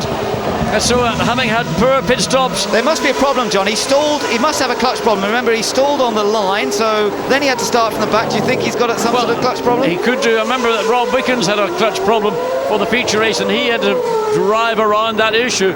So one more pit stop for everybody. India, one of the teams coming into the pit lane now. France has rejoined behind Canada and USA, so he's ahead of Australia, so that's very impressive by Team France. Let's get some news from the pit lane now with Simon Hill. Well, I think your guess about the clutch is absolutely spot on, guys, because I was standing alongside the French car, well, opposite it, when he stalled on the grid. And what happened is the guys pushed the car along, and then you saw him just shove it into gear and grab a gear without a normal bump start. So it looks to me like they have got a malfunctioning clutch. Thank you, and it also explains why he was so slow off the line when we saw the onboard replay at the start. He was very slow away, and that's obviously he has got a clutch problem. So Loic Duval is battling out there with effectively no clutch, and he's still got another pit stop to do later in the race. Well, all he can do is just do. Need the clutch between the 2 pit stops. It only will come when he has to grab that gear when the pit stop work has been completed. In the meantime, Robbie Kerr running in effectively 3rd place, but 4th on the screen, dropped back to just under 3 seconds behind the Swiss car. So Neil Yarni, for the first time in 6 laps, is able to maybe breathe easier. He hasn't got the pressure of Robbie Kerr trying to hunt him down. But Adrian Zaug, the race leader for South Africa, has just put in a 1:39.466, fastest lap of the race to South Africa again. Well, we thought that set of tyres he was on maybe wasn't quite as good. Well, must be pretty good to me, because he's certainly found time. I mean, he's lapping the best part of 2 seconds a lap quicker than Switzerland, Great Britain and the rest. Let's get back to the pit lane for some news from Lee McKenzie this time. Thanks very much. Yeah, well, most of the teams should be happy with those pit stops. Obviously, France had that problem. Their car actually cut out as he was coming in, and Loic Duval was waving his hands at the team before the tyres were even being taken off Germany in the meantime, but Michael Ammermiller pulls out. The cable's still across the front, as you can see. The cable actually rips off from the air gun, and it's never nice to see air guns falling down with the rain. Thankfully, yes, no, and you don't want to see airlines flapping around. That is what has injured British race engineer James Goodfield this weekend. He suffered a broken leg earlier on over the weekend. Great to see him here today and keeping an eye on what Robbie Kerr is doing. Well, Robbie Kerr's in third for Great Britain, but South Africa with the advantage at the moment, an advantage of some 6.8 seconds over Switzerland. Good battle going on here between Canada and the USA, the two neighbouring countries. Now as the USA gets the chance to go around the outside of turn 7, but the momentum once again with Canada up the hill under the bridge, and then the swoop down, this odd off-camber exit to turn 8. But look at the spray that comes off that car. I mean, it is so difficult, really. Very often your vision is more about your peripheral vision rather than just looking straight ahead. So look at that. Opposite lock gets the power on, and again, just completely covered in spray. 28 laps to go still. Let's just run through the order. It's South Africa leading, Switzerland in second, Great Britain in third, then Brazil having a pretty solid race this afternoon in fourth, Germany in fifth, then Canada and USA, who you're watching and riding with right now as USA again uses that wider line onto the straight. USA in seventh, then France up to 8th place and not too far behind these two guys. Then it's Australia in 9th place, 5 places gained from their starting position. Look at that visibility. Nothing, or lack of visibility. Netherlands in 10th place, New Zealand up to 11th place now, having come from the back, and Italy in 12th. Then in behind them it's China, Pakistan, India, Portugal, and then the Czech Republic as well. Well, at this sort of speed, no problem, but on those very quick parts of the circuit, particularly on Main Straight, it is very hard indeed, and a driver who's running as close as these two are, a bit of a problem coming to turn 3. USA gets the momentum, tries to come under into turn 4, but not far enough forward to do it. And look who's behind them. It's Loic Duval, winner of the sprint race earlier today, who's about to join in the fun and games. And another quick point, all 22 cars still running in this race in treacherous conditions. We have not lost a single car from the race so far. Where's the wood? Where's the wood? Where's the wood? It's going to change now, I've said it, but so far so good. Loic Duval trying to manoeuvre his way around the outside in turn 7, but very difficult. Jonathan Somerton doesn't give anything up. And the momentum that France have got is going to stall out, because this battle that's taking place between USA and Canada for 6th place is really going to be a bogey for France, potentially capable of running quicker than both these two teams. But it's a question of, are they aware I'm there? And if they are they going to help me? Or not help me, are they going to give me any chance, cut me any slack at all? And Australia's behind them too, who's caught up a little bit over the last couple of laps. So there is John Martin going to join into this race that is for 6th place, with Canada leading the way at the moment. USA and France then now together. Now USA is going to have to rather stop thinking about passing Canada and more think about defending from France. Well, this is where you're going to use your power boost, in my view. France coming out of the slipstream, trying to get up the inside, but isn't close enough to the USA car. Now watch what happens on the inside. He's going for it. Oh, brave move down the inside, but the quicker line is around the outside, and USA sweeps around the French car and consolidates its position. Good stuff from both drivers. Loic Duval for France, Jonathan Somerton for Team USA, and Loic Duval could well be in his last A1GP race for a while. Chance for France to come back, because the USA was really struggling for grip going through turn 2. Takes the wider line around turn 3.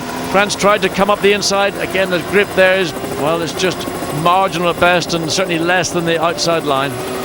So again, staying wide through the next section, 4 and 5. Little wiggle from the French car there as they struggle to retain the grip. In the background, you can see the yellow and green colours of Team Australia bearing down on them as well, trying to see if they can't find an advantage themselves. And just ahead of them, it's still the red and white colours of Team Canada. So France very wide around turn 7, looking for bite up there. USA taking a more middle of the road line and finding reasonable grip as well. So the 3 cars in this battle now for 6th place. It's Germany. Yes, Germany up a little bit further ahead. Germany in 5th place. 4.8 seconds the difference between Canada and Germany, but with the USA directly behind, and France looking for a way past either of them. Yeah, France still hunting around here, looking for a way past USA. It's a tough track on which to overtake. These curves into the braking areas do make it very difficult to get alongside another car, so there's only a couple of key overtaking spots available. Slide there from USA. Chance for France. A little bit last of momentum for the USA car coming off turn 11. But it wasn't enough of a loss of momentum to put France into the position. They're looking to go the long way around now to try and get the speed off the corner, but his vision is completely obliterated as the USA comes across the front of France, then goes to the left of the racetrack to defend going into turn 2. This is where a racing driver earns his medals, if you like. Oh, he's run wide there a little bit, but he gets it back. Just running through a fast corner like turn 1 in a ball of spray and just hoping you're on the right line, which is pretty much all it is. And that takes real bravery. Kicks the dirt on the exit of turn 3. And I mean, it's not that it's frustration. This is motor racing. This is what it's about. It's about your car, your skill, ability, your mental capacity to deal with the stress and to work out where am I strong, where are my competitors weak. But John Martin for Australia has run down France. It's a 4-way battle now for this 6th place. Yeah, and everybody, I love this fact that they're using different lines to normal. It's great watching slightly different trajectories. And there, was he past there? I think he was. No, he wasn't. What happens is he goes the very wide line, and the onboard camera on that France car, then suddenly you see a car shoot up the inside, which is actually the USA car because it's out of vision until it gets ahead. Loic Duval using those front tyres almost as a brake there. He really turned in hard, got the understeer, but there are all different styles, different lines for driving around here in the wet, there's no doubt about it. John Martin, he knows some of them better than others, and the Australian crew still enjoying this as we see Gets up the inside, he gets really up the inside of the USA, but the drive will be on the outside line for the USA, and again, that outside line has paid dividends for Jonathan Somerton. Great stuff from both drivers, and you know, this is real quality driving from Jonathan Somerton as well. USA on for one of their best results of the season. They've had 1 7th place finish. That's where he is sitting at this point in the race as well. We're just going to have to wait and see if he can fend off Team France throughout. He had a 5th place earlier on today, which is actually their best of the season so far, and he wants to fight with Loic Duval all the way. So Loic Duval gets the run. Well, he did. He initially got a bit of traction, a bit of bite, but he's still got to find a way around the USA car. So goes close, one way, he? back the other way. The difficulty is he can't find the grip to do the job.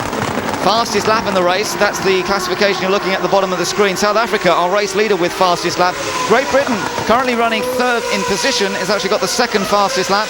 And then France, 3rd fastest lap with Switzerland next up. Now, John Martin of Team Australia. Contact USA France! And this is going to allow Australia to nip past, surely. Wait and see. Damage to the USA car. Damage, surely. And the smile on Alan Jones's face. Alan, what do you make of that one, mate? What do you think of that? Well, unfortunate for the other two, great for us. He's doing a great job. He's staying on the island. He's driving nice and smooth. His lap times are very consistent, and we did a great pit stop. We started on the older of our wet tyres because we used them on Friday morning, and now we've gone to our newer wets and he's lapping quicker, so it's all looking pretty good for us at the moment.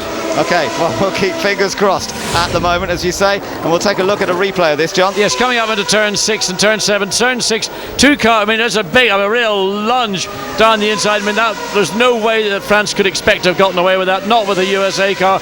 There you see the right rear of the USA car. The wishbone has been broken in that incident. France looks like they've got off with it pretty lightly. Here's the vision from on board of the France car. He thought he'd a shot, but in reality, he had more chance of being struck by lightning. And today, with the rain and the clouds around, he probably did in that incident. Well, yeah, his car doesn't look too badly damaged.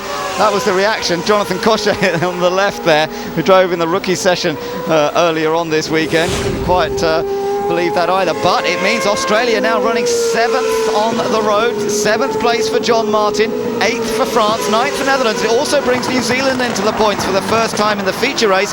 New Zealand up into 10th place, but it's still South Africa that leads. Well, all that excitement in the space of a few laps. Rob Wickens for Canada, he's dropping back from Germany.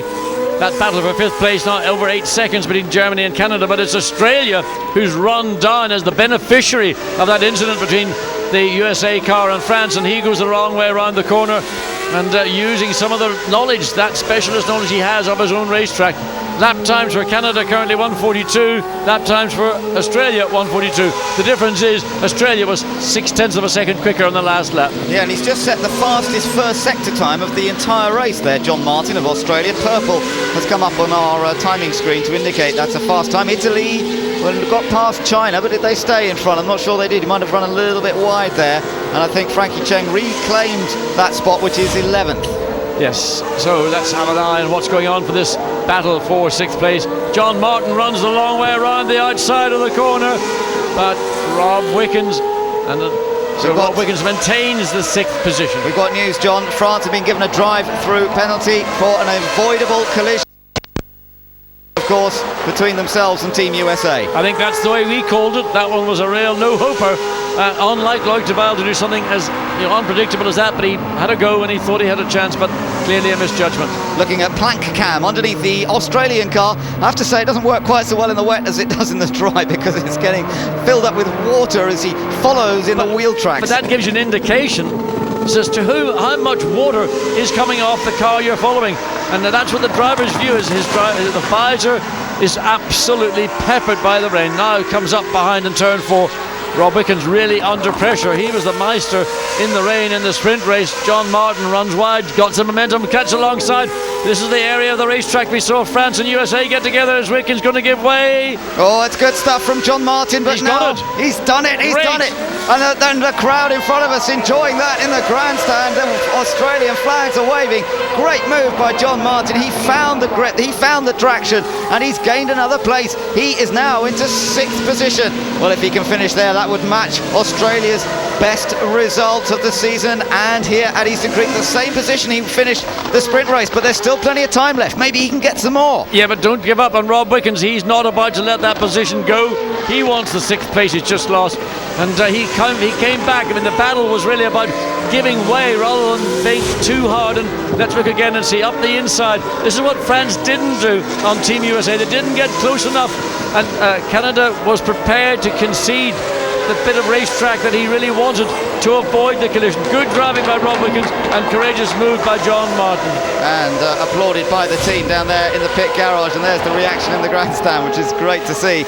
John Martin of Team Australia has certainly fought his way up the order in this race, hasn't he? He started back in 14th position and he's now up into 6th place. We're just over half distance in this race on lap 24 in fact, and we've got 28 minutes of the race remaining, so it's going to be very close to a timed race.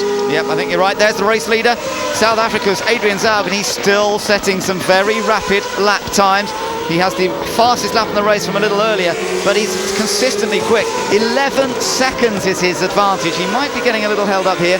Switzerland's still in 2nd place, and in fact Switzerland's just set a new fastest first segment time, but across the line again to complete another lap. And the next race, of course, is in South Africa. What a result it would be for the team if he could hold on to this advantage. An 11.9 second advantage, according to his pit board, over Team Switzerland.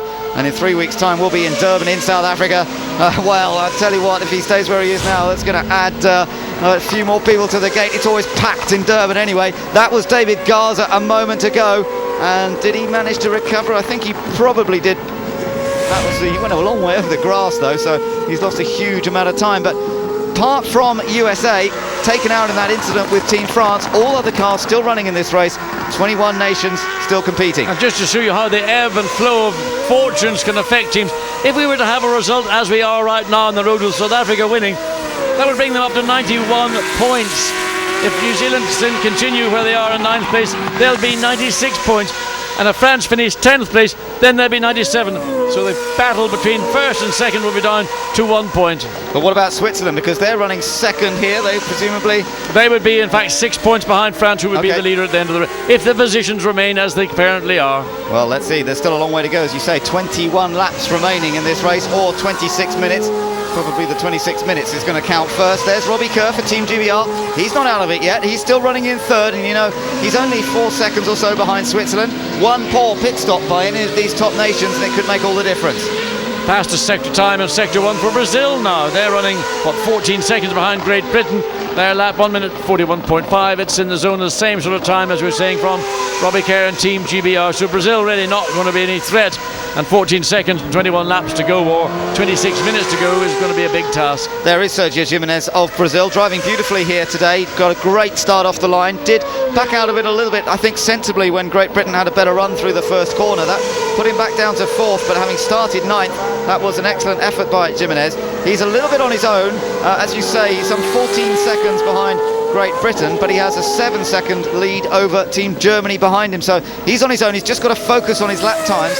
And so far, they're looking pretty competitive at the moment. So France, having been penalised for that unnecessary move, an unforced error causing the collision and knocking out the USA car, not giving up. Still quickest now of all in that first sector. Now let's see what Switzerland's been up to. Bit of a big slide, was it, from Neil Yarni?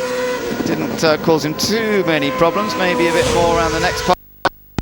And the Malaysian car at the moment, which is running down in 18th place, being driven by Faraz Fauzi. The usual thing happens when a driver's catching up a slower car, particularly a car that might be being lapped. That car should receive a waved yellow flag, blue flag, to advise them that a leading car is coming through.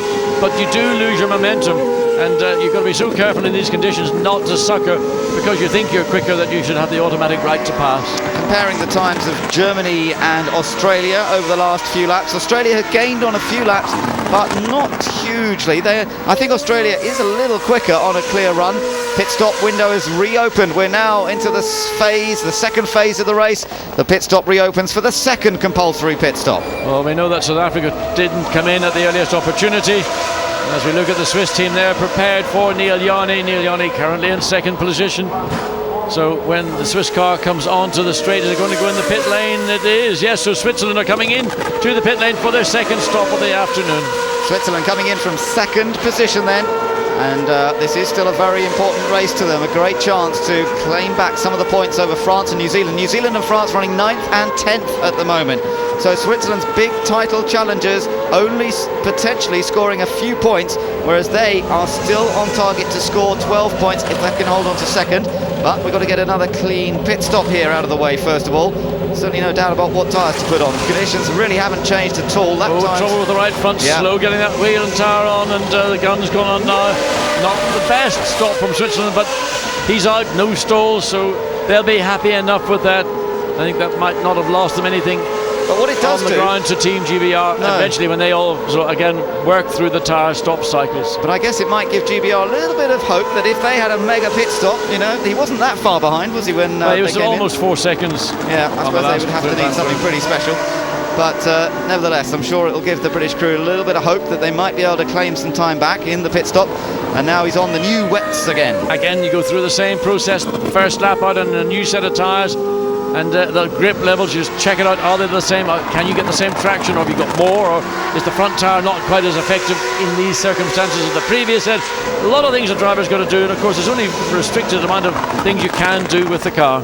There is our race leader, South Africa, not into the pits yet. He stays out for another lap. I'll tell you who's just set the fastest sector time in sector number 3, Team Pakistan, Adam Khan. I noticed that Adam Khan, currently in 12th, best run he's had in A1GP, and on merit. He's not the beneficiary of a lot of a race where we've lost all cars. We've only lost one car. That's Team USA, that collision with France.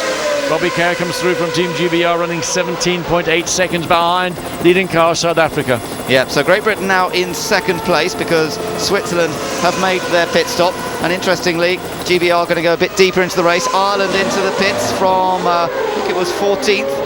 Let's just see. They were 16th, went okay. So 16th, yeah, right. He's back out again, and a spin for China. Oh dear. Not having a good day, is he, Frankie? Just outside the points anyway at the moment.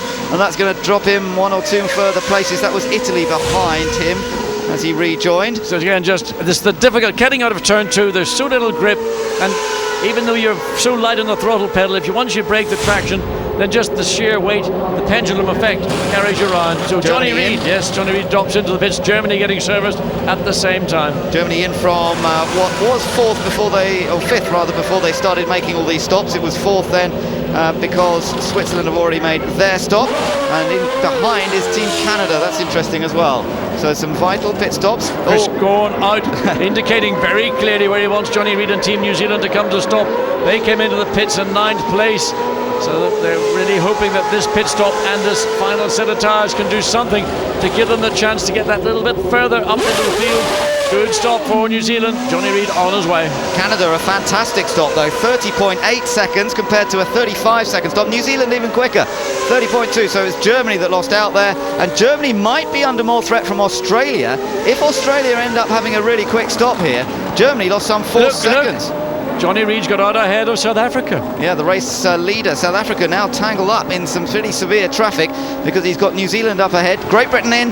So Great Britain in from what is now second. But remember, it's the race between them and Switzerland for really what is second position in this race that we're keeping an eye on. So Swiss car on its last set of tyres.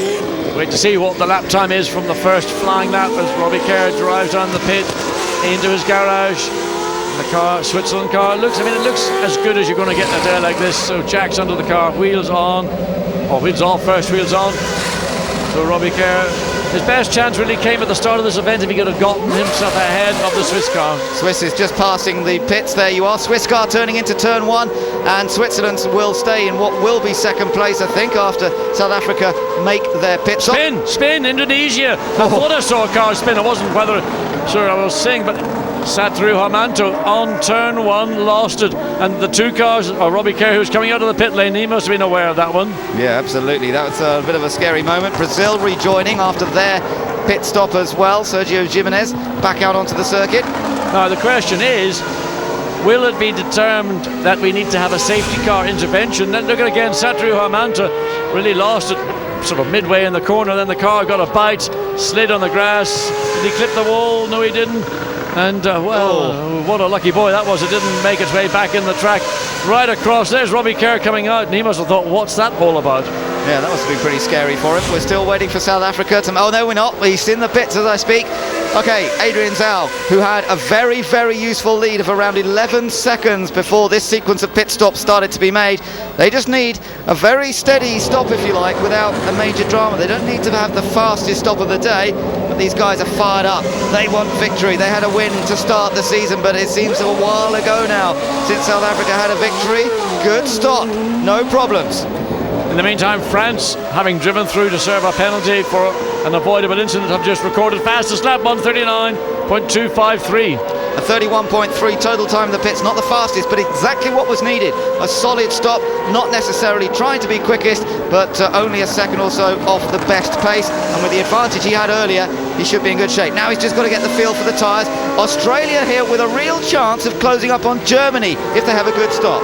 So John Martin drives it down. We know that Australia are very good indeed in the pit stops. Brings the car to a halt. There it is, spot on the box. The team go to work. Jack's under the car, wheels off. Everything goes on pretty much all four in unison. Gun goes on the back, the right rear slightly problematic. Drop the Jack and he's away. There was a slight problem on that right rear. I don't know how much time it cost him. It cost him maybe a second or so, which they could do without in that battle with Germany in particular. Out of the pits he Germany's comes. coming into turn 1, and he's got Pakistan racing with Germany. Yeah, Adam Khan's flying in the wet conditions. Here we go. It's Germany, Australia. Australia out in front of Germany. He's gained that position, but can he hold it on tyres that are cold? Effectively, they've been heated up, but he might not have much grip here. This is the race, effectively for 5th position. And a vital moment this in John Martin's career in A1GP. Can he keep Michael Ammermuller behind him? I'll tell you what, keeping AJ in control, Alan Jones in control in the pit lane is probably going to be more difficult than keeping Germany behind John Martin. So great work from Australia in the pit lane and the momentum. But Adam Khan really driving the race of his, I suppose, his A1GP career. Yeah, this is a great drive from Adam Khan. And the guys down there waiting to see how it all told. Johnny Reid made a mistake down there, didn't he? And he can't afford to lose any more places down at the bottom end of the top 10 as it is, and needs to score as many as possible. No doubt about the race leader, South Africa. Switzerland going quickly now. New fastest lap for the race between Team Switzerland. Neil Yarni in second. Great Britain in third place. A couple of seconds slower on that last lap for Robbie Kerr than Neil Yarni. And then we'll wait for the others to come through. And France again running very quickly. They did have the fastest race lap until a lap ago when Switzerland took that away. France getting ready for the third visit to the pit lane for Loic Duval.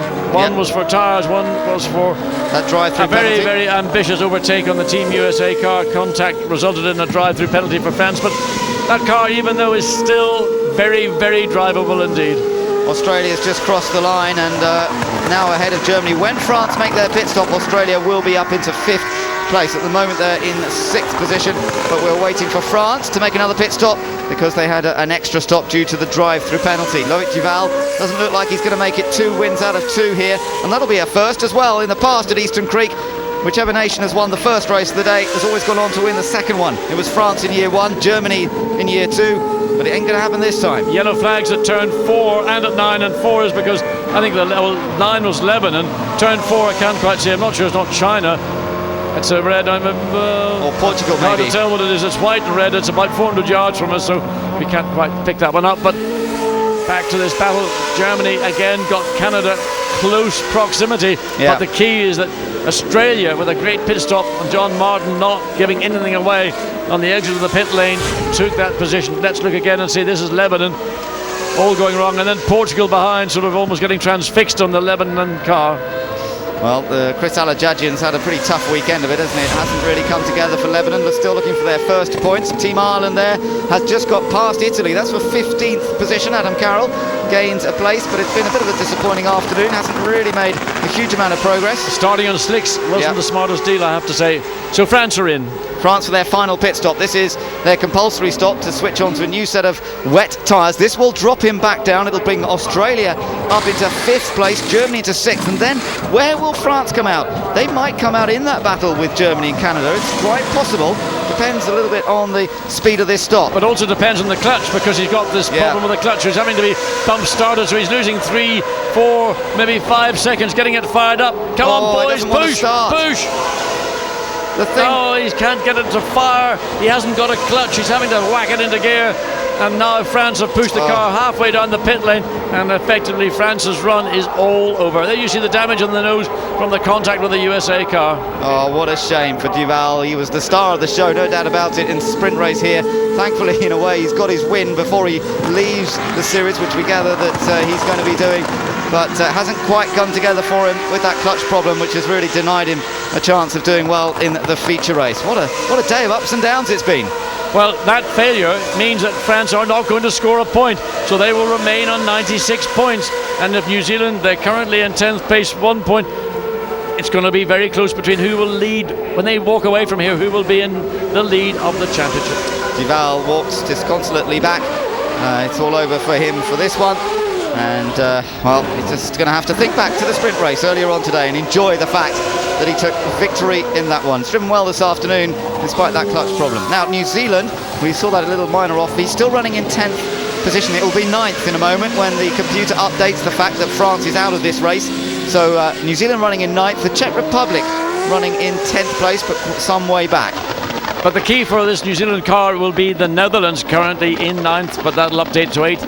Just under 4 seconds the gap between New Zealand and the Netherlands. Lap times between the two, well, New Zealand lapping about half a second a lap, maybe a little bit more quicker than the Netherlands car. We've got 13 laps to go. We're 12 minutes and 42 seconds, so clearly we're not going to go 13 laps. Canada's got past Germany as well on the last lap. Canada has got up into 6th place, I think. So we'll have to have a look at that, but could be a gain there. And well, all happening. Let's get down to the pits. Like, it looked like you had a clutch problem from the start. Is that what put you out of the race? Yeah, we had a clutch problem from the beginning, and during the formation lap already. I mean, before to come in the grid, I say to my engineer we had a clutch problem, but we couldn't do anything. They did the maximum on the but it was not enough. So that thing, I mean, nothing to say. It's only a mechanical problem. At least I suppose you have a win to take away with you from the sprint race, even though the championship lead maybe have gone. Yeah, but obviously we are quite lucky because New Zealand start from the back, and Switzerland didn't put any more points this morning. So I think it's going to be close anyway tonight for the championship. But it's a shame because I'm sure also if start fourth in the feature race, I mean, we were really strong, so it was possible to win it. Thank you, Loic. So Duval out of the race, but South Africa still leading, and a new fastest lap for Adrian Zaug of South Africa. Switzerland still in 2nd place, some 11 seconds behind, then another 9-second gap back to this car. Team GBR looking for a podium finish to put behind them what has been a disappointing run of results, particularly in New Zealand, and then that what proved to be a wrong decision to try and put wet tyres on earlier on today. Let's listen in now on a bit of team radio. Mate, nice job. Everything's going fine. You're doing very well, but you've got Canada and he's on a bit of attack behind you. He took 3 or 4 tenths out of you on that lap. Seconds to Australia. In your mirror. Right, now I think that was actually Australian radio. We're looking at the South African car, but that was Team Australia's radio. That was Rob Arnott. You can tell his voice. And he was telling John Martin what was going on. Yes, it's 3 seconds the gap. Once again, we've seen Rob Wickens get the momentum. This is the car currently in 5th place. The gap once again starting to show signs of closing with Rob Wickens, who was really, for me, the star of the sprint race, and those very difficult. There is the Canadian car, and he's pulled comfortably away from Germany, a further 3.5 seconds behind. Yeah, so interesting to see how this one plays out towards the end of the race. They're all beginning to lap a little quicker now. Australia put in a very quick lap. India and China. Oh, whoa, Karthikeyan.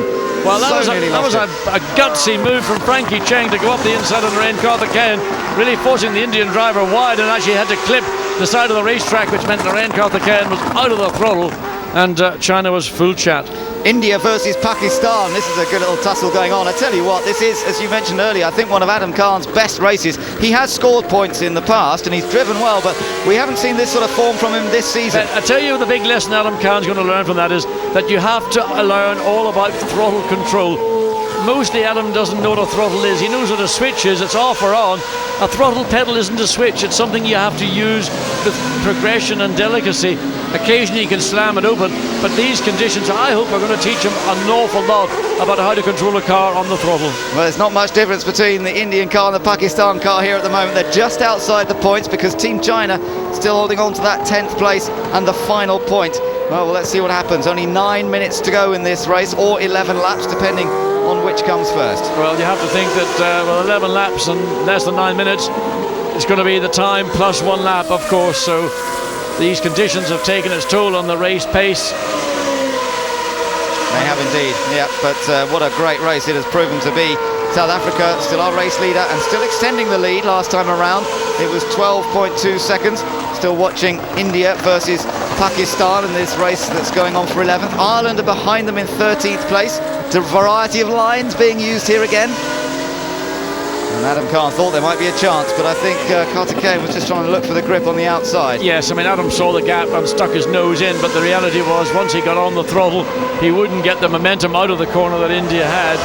So it looks good on TV, it's very exciting for the audiences, but the reality, and I think that Narain Karthikeyan is fully aware of this, is that he's got the advantage because he's ahead, and it's up to Pakistan to change that situation.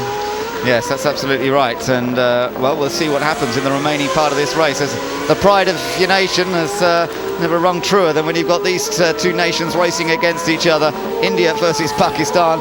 Not too far behind them, not quite there with them yet, is Team South Africa.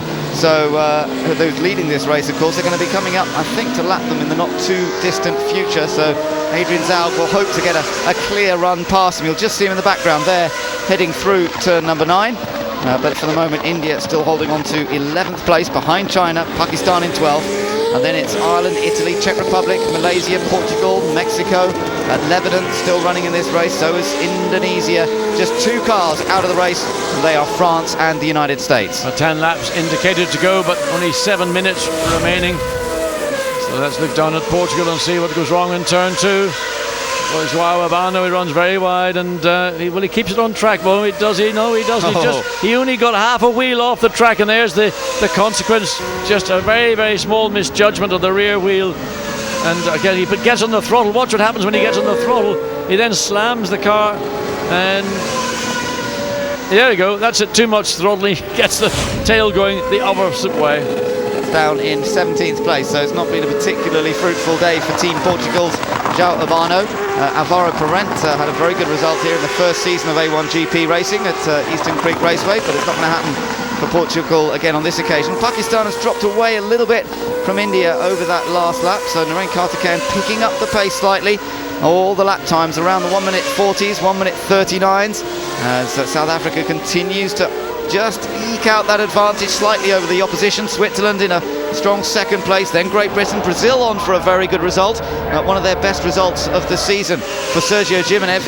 He stays where he is right now in 4th place, but let's not forget Australia, still running in 5th position, some 6 seconds ahead of Canada. This may not appear to be an important battle, but in reality it is, because China, who are just ahead of India, that's the battle for the final championship point. India just outside of Pakistan in 12th. Pakistan beginning to drop away a little bit. We thought that Adam Khan might put some real heat on the India car, but that appears not to be the case right now. It's Narain Karthikeyan scenting the opportunity to get a single point and put Frankie Cheng under the pressure of the much more experienced India driver.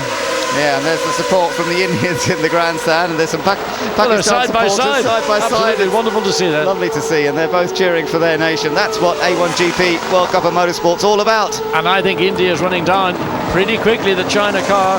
Adam Khan laps, as many have done, Satrio Hermanto for Indonesia, and he's just keeping out of everyone's way, using his mirrors and letting those quicker cars get through. Yep, no problems for him there. It is a time race, 5 minutes plus a lap to go in the race now, so we really are counting the laps away here at South Africa, looking to try and continue what has been a tremendous race from Adrian Zaug's point of view. He's already had 1 win so far this season, but it seems a long time ago. It was in September 2007, the very first race of this season of A1GP. Since then, he's had a bit of an up and down time. He did finish 2nd in the feature race at Zandvoort. Oh, he's just squeezing past Indonesia there. But he was beaten by Team GBR's Oliver Jarvis on that occasion. Had pole position at the Czech Republic in Brno, but could only come home in 4th in that race. And then a sequence of races that really didn't come to plan. He had an accident in Malaysia, which he felt pretty bad about afterwards. Zhuhai, he had a good result there, a 3rd place finish. But to take a victory here today, that really would put him back up there with the championship leaders. Well, the gap between, well, that's Germany and the Netherlands. Yeah, that's for 7th. That's pretty close. And that's close down to half a second as well. Netherlands again putting pressure on the rear of Michael Ammermuller for Germany. So Ammermuller having his first ever wet race in an A1GP car, and now he's got to try and fend off his neighbouring country, the Netherlands, as well. So that's going to be an interesting run towards the flag here between Michael Ammermuller and Jeroen Bleekemolen. Bleekemolen not really showing quite the form that we might have seen from him sometimes in wet conditions and things. They never seem to quite get a handle on the car here at Eastern Creek this weekend. But any racing driver this close to another car will always give it 100%, and he'll know how little time is left.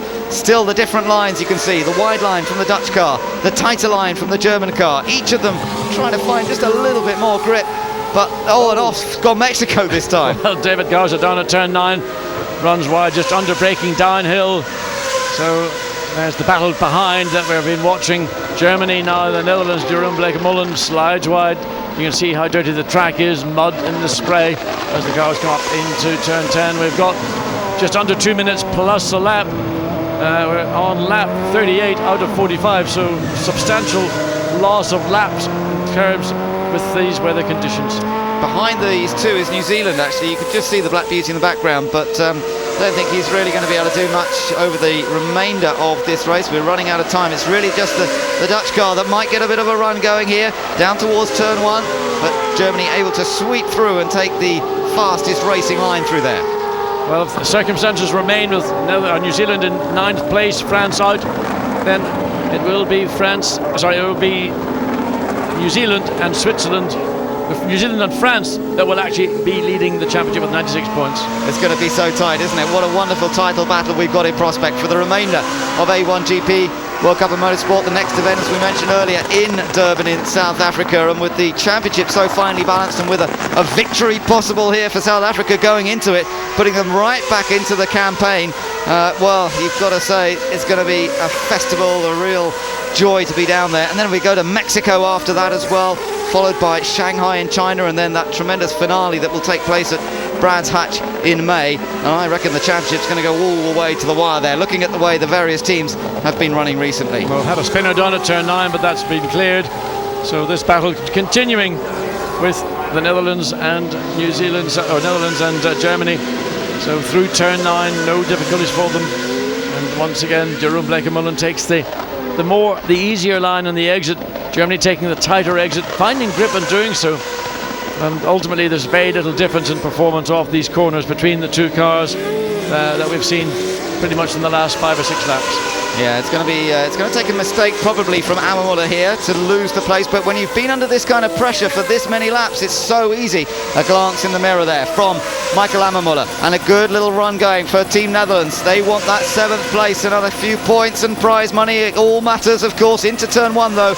The tight line isn't going to work. No, and that's the closest we've really seen those two cars at any point in this race, but Michael Amamula had the advantage, and Jerome Blake-Mullen and Johnny Reid is closing down. We've only got 35 seconds remaining plus a lap. It's very unlikely he's going to get into contact with these two cars, and it's really going to be either close your eyes and go for it, but Netherlands are not close enough to Germany at any point around the racetrack to put a serious move on that German car. Not just yet, no, but there is the man who has driven absolutely beautifully here this afternoon, Adrian Zaug for Team South Africa. He has so far not put a wheel wrong right from the early stages. He's looked good, and he's been setting fastest laps during the race. He has the fastest lap in the race. That's worth an extra point, of course. Absolutely, and I mean, for Adrian Zaug, who has had sort of inconsistency throughout this third series, winning that sprint race. Oh, Australia's off! Oh no! Turn 9. John Martin's driven off the racetrack. He's back on again. Is he under any threat from Canada? They were 10 seconds behind. There's Canada. Well, oh, what a scary moment for Australia, because Canada now not that far behind, but he's got out in front again, and he retains 5th place. So let's have a look and see. Just too hard into turn 9. Can't get the speed off. There he goes over the muck and dirt on the inside of the corner. Right down. Look how far he went off the corner. Look, absolutely. He's got to be 50 metres nearly off the racetrack, but he's on wet tyres and he gets the momentum. Luckily for him, he had sufficient cushion between Canada and himself, but it's down to 1.3 seconds. It is, but the race leader has much more than that over second place Team Switzerland.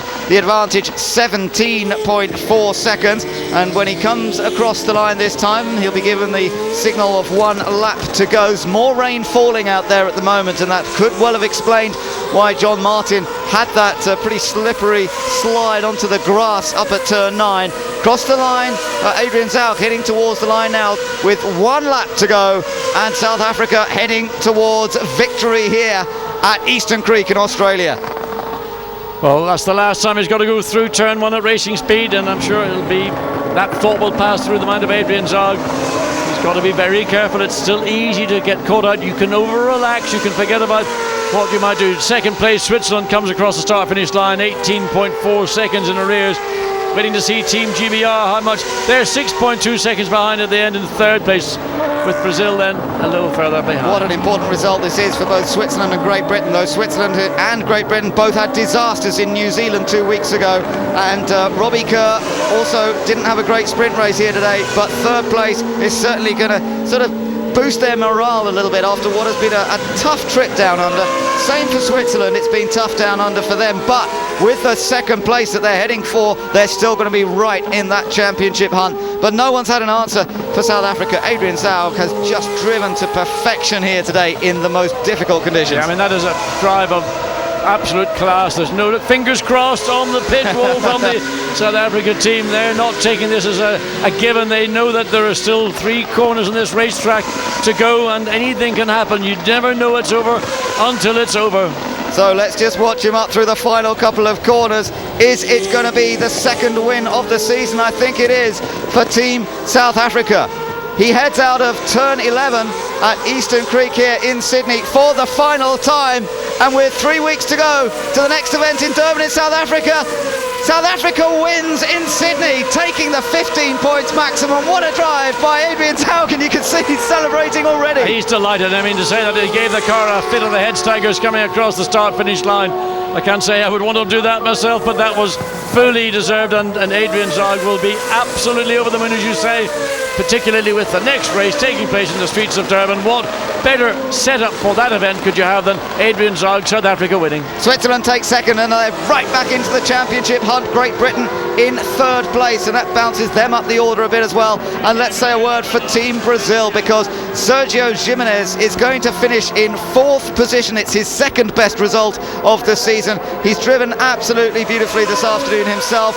A result to a certain extent of a great getaway off the line, but Brazil take 4th place. And Australia, let's wait for Australia to come through now, because Australia heading for their best result of the season, their best ever result here at Eastern Creek, beating Will Davison 6th place here in season 1, and it's John Martin in only his 2nd ever outing in the A1GP car as race driver. Well done to Team Australia, they bring the car home in 5th place. He beats Team Canada, who've had a great day here as well. Rob Wickens has driven superbly for the Canadian team, but John Martin deserves the plaudits after a tough qualifying session yesterday. He has certainly bounced back with a great race performance in the wet here today. Canada 6th, Germany.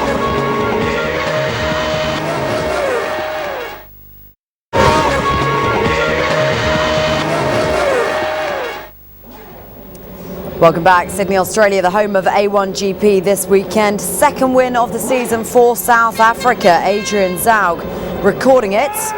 1 win so far this season, the very first race of the season in the sprint in Zandvoort. Now they've added a 2nd though. This Zaug's 3rd win in the series in total, his first feature race win and his first win away from Zandvoort. Confirmation of that race result. Then he started in 6th, managed to work his way up to finish top spot for South Africa. Switzerland in 2nd, they finished where they started, as did GBR. 16 podiums now for Robbie Kerr.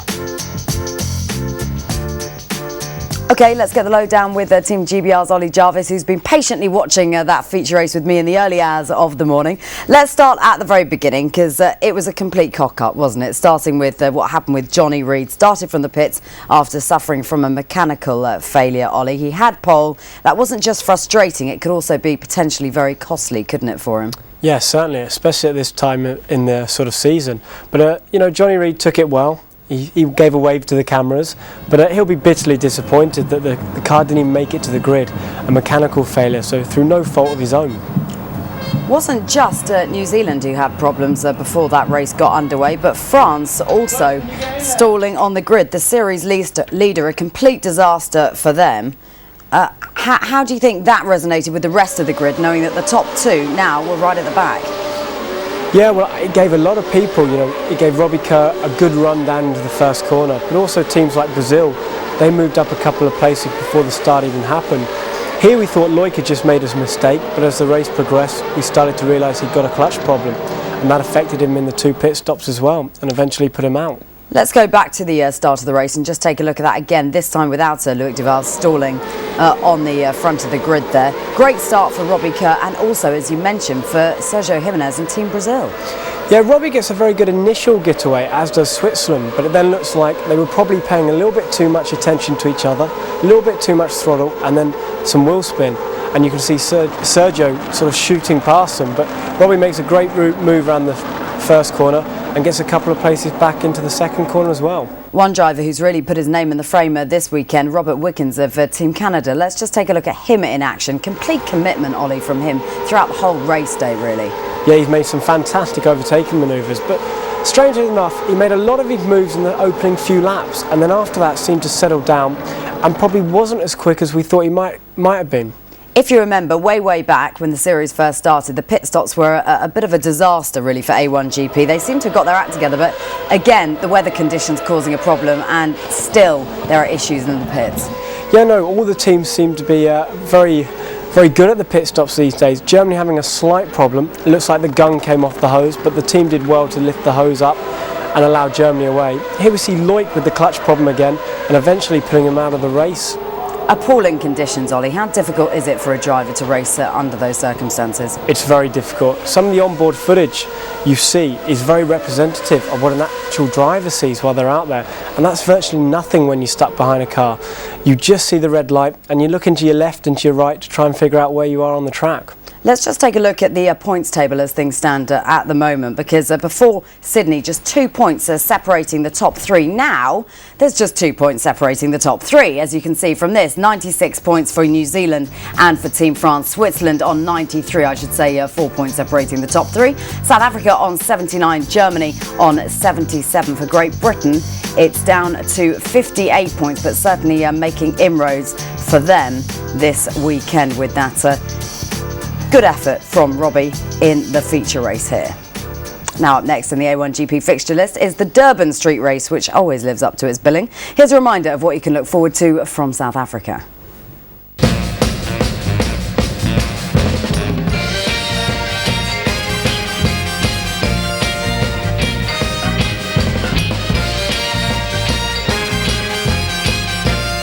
We're all set to go racing here in Durban. Contact, away goes Germany. He times it perfectly.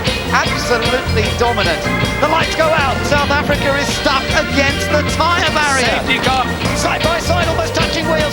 Oh no, he's hit the wall. This Ireland control their victory for the second time today. Goes to Team Germany here at Durban. Qualifying from South Africa on Saturday, February the 23rd, starting at noon, Sky Sports 3. Then join us on Sunday the 24th at noon, Sky Sports 2 for the sprint race, followed by live and uninterrupted coverage of the feature race. My thanks, of course, to Ollie Jarvis for staying up for work purposes throughout the course of this weekend. Has been a race day full of ups and downs. The title race has been blown wide open, and a committed Canadian has shown what he's capable of. See you next time.